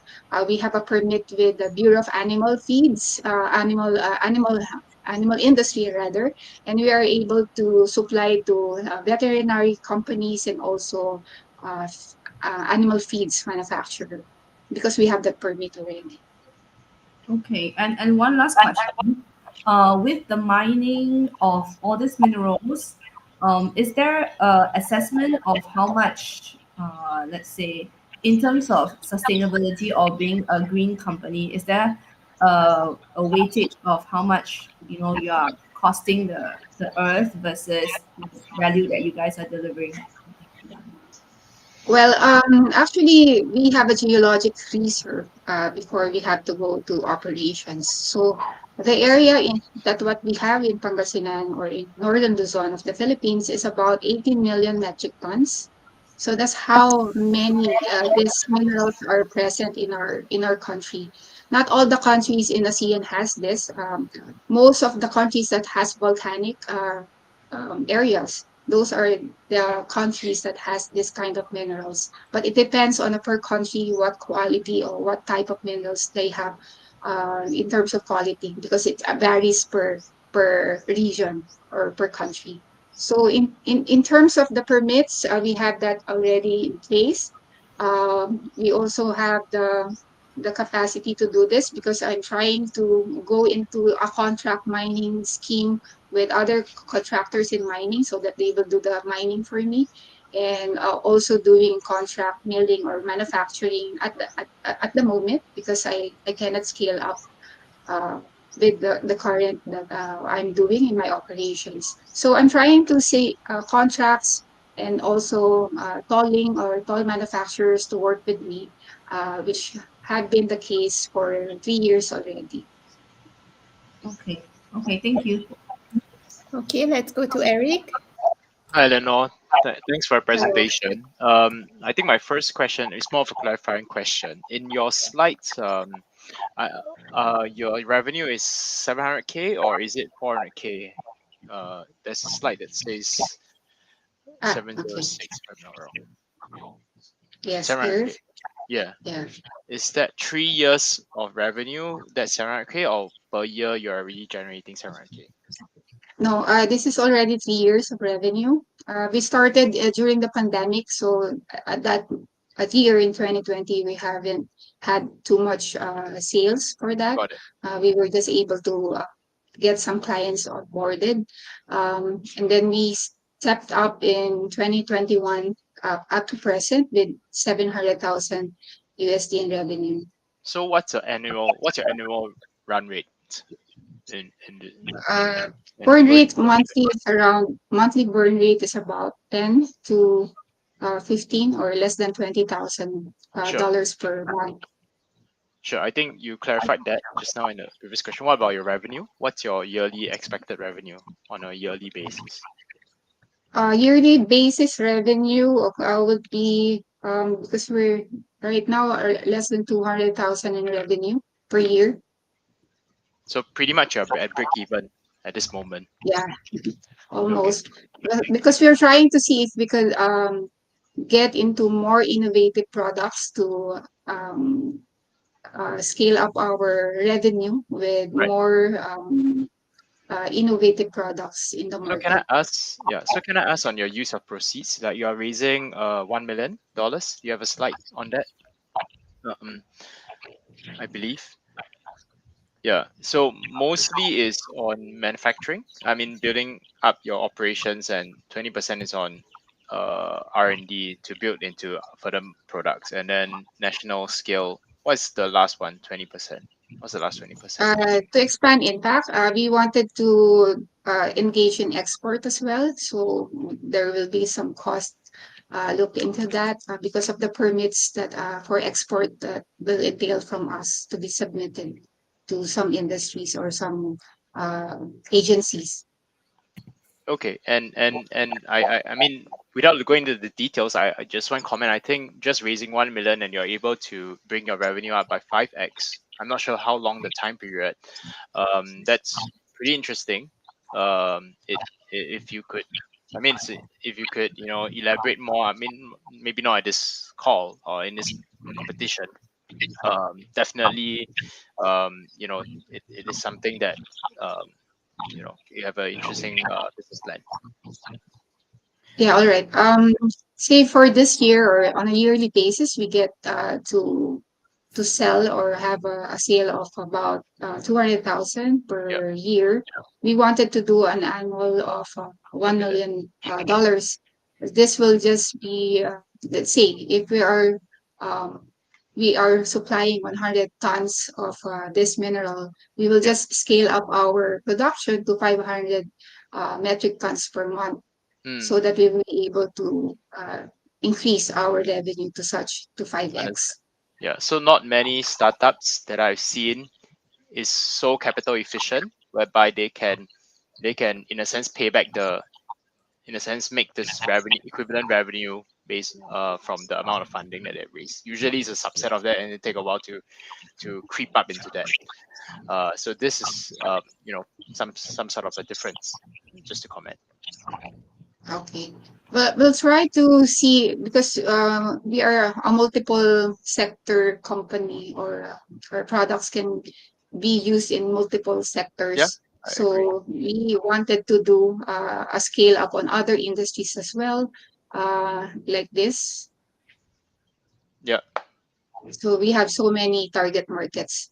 So if we are be able to produce the powders or the granules to certain industries, or modify these materials into a scale from research to commercialization, we will be able to penetrate the market well. And is your purity process is it research back, or is it more of like a technique? Just trying to For the understand. research, yeah, currently we're getting research grants here in the Philippines. I have been trying to get in touch or touch ground with scientists here, with state universities that we have. Currently, I have to convert, but it's around 50 million pesos that was awarded for the research of these minerals, for upgrading these local minerals for other markets. So we're trying to see where we can scale from markets number 7, 8, and 9, or 6 to 9. 6 to 9 markets will be the beneficiaries of this academic research. Okay. Thanks, Eleanor. Thank you so much. And last but not least, Zaya, anything to add? Yeah, just a little thing. Hi, Lenore. Congrats for your pitch. And I understand that you are seeking an investment of $1 million US for the scaling and also in R&D. And do you have a revenue projection for the next year, for the 2025? Well, if we are gonna be doing this scale, around from $200,000 per year, we're trying to project around $1 million per year of revenue. So this, if we get that the funding, the ROI will be in terms of expense and revenue or income. The ROI for that 1 million will be 3 years. What's the equity you are offering to the investors for 1 million USD? Equity at 20% of the company for 1 million. How many shareholders do you have? Currently, I have the two of us only. You and? You and my Jonathan Ko. Show this first. Are you planning to make an IPO for the close future? It could be in the pipeline. As many mining companies here in the Philippines, they are also doing going public in terms of their structure. Okay, thanks. Thank you so much. And here we are, the last participants for today. All the 8 participants had been pitching and everyone was doing so well. Congratulations to all of you for doing better and better every pitch, one step at a time. We are amazed by the journey and it was really, really good to see how you grow. And thank you for Jacinta, Eric, Misha, Zaya for the second round and for being here with us. And then we are excited. I hope you are excited, as excited as we are to do the final scoring. And we will be coming back tonight at 8 p.m. live to actually announce who are the winners actually. So we are really, really excited about that. Thank you so much for today, Kenneth. I think I will give you the mic also to add your comments. For me, it was a beautiful journey. Yeah, thank you everyone, especially the judges. Thanks for spending this about 2 hours, right, 2.5 hours, really going through every single finalist. And Andrew and I and like Zaya and Liu Weilian, right, will agree because the four of us has stayed throughout the whole mentoring session. We have seen improvement from them. A lot of them couldn't pitch within the 2 minutes, but as you can see, right, you witness most of them can do it within the 2 minutes, and that really surprised us. That and shows also that, with quality, I have to say yes, that not just making the time, but also bringing up such a much better quality and logical order and structure. It was really, really a difference. yes.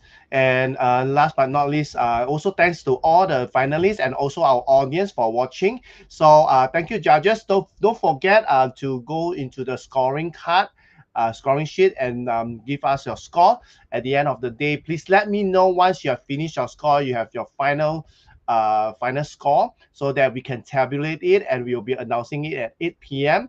So do stay tuned for those. So I'll bring the judges on the back end first. Thank you, judges. See you. Thank you so much.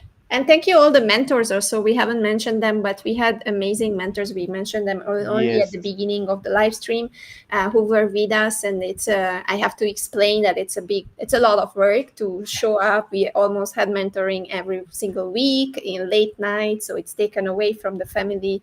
We are really thankful for all of them for inspiring the participants, and they learned a lot. We got a lot of beautiful feedback and good feedbacks from the participants. Thank you so much for this year's mentors also. Yes. So we'll be sharing, because this will not be possible, right, without our partners. So let me just bring out our partners from the screen. So let me just bring it up, and then give credits to them, because with them, right, this is possible.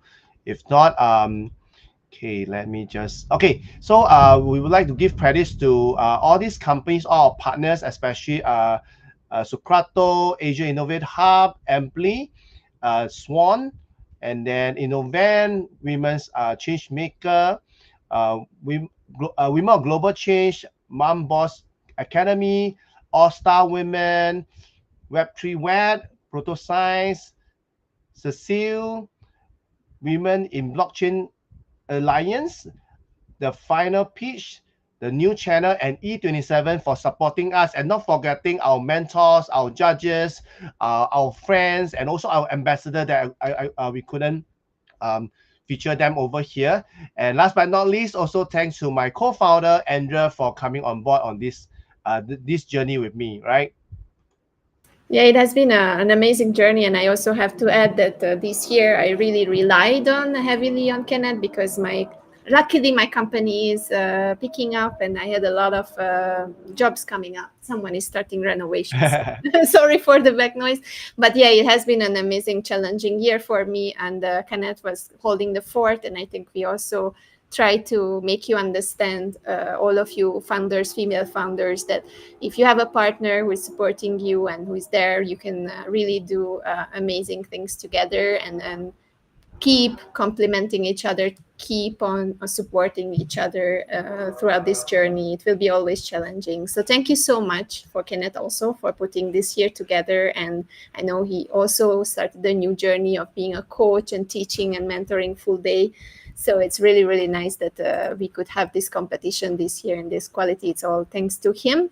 And then also thank you for all the people who tuned in, for Miriam, for Akina staying with us and commenting, for the supporters of FIP and Co and, and everyone else. Thank you so much for logging in. So I will be stopping because they are thrilling about no worries. Yeah, so I will be ending off this live stream with this last page, so that everyone will be able to see. Okay, so as we mentioned, right, the award presentation will be at 8 p.m. Singapore time on our both our YouTube channel, EmpowerBiz Global, and also our LinkedIn page. So wherever you are tuned in, please stand by at 8 p.m. We'll be announcing, and I'm so excited for the finalists. Finally, they could breathe, right? They could enjoy and wait for the result. And also our judges, they were really giving a lot of their golden nuggets, advice. Some of that even offered to connect after the pitching. So I'm so blessed to have all of them. And once again, we have done it again. So thank you, everyone. Andrea, any last words for our audience? No. Stay tuned. I think we have beautiful prizes offered by our supporters and sponsors and partners. So you will see what the first three winners basically will get, Yes. and all the others. So we will be really happy to share this with all the participants. So Yes. exciting time. See you at Andrea, 8 p.m. Andrea, okay, maybe I think it's time for us to also share before we wrap up that to tell the finalists, because we were very blessed that in fact none of the finalists was asking us, right? Asking us about the price. So in fact last year when we first started, right, there wasn't much attractive prizes, but this year because of what we did last year, we have a lot of amazing prizes. So finalists, please stay on and also cheer for those for our top 3 winners. They'll be winning amazing prizes, right, Andrea? Yes, I'm really happy about it, and really thank you for all the partners who are providing us these prizes. And yeah, you will see very, very soon. Stay tuned, and then see you at 8 p.m. at the live stream when we will be announcing the winners. Okay, thank you everyone. Bye. Bye. Have a beautiful Saturday.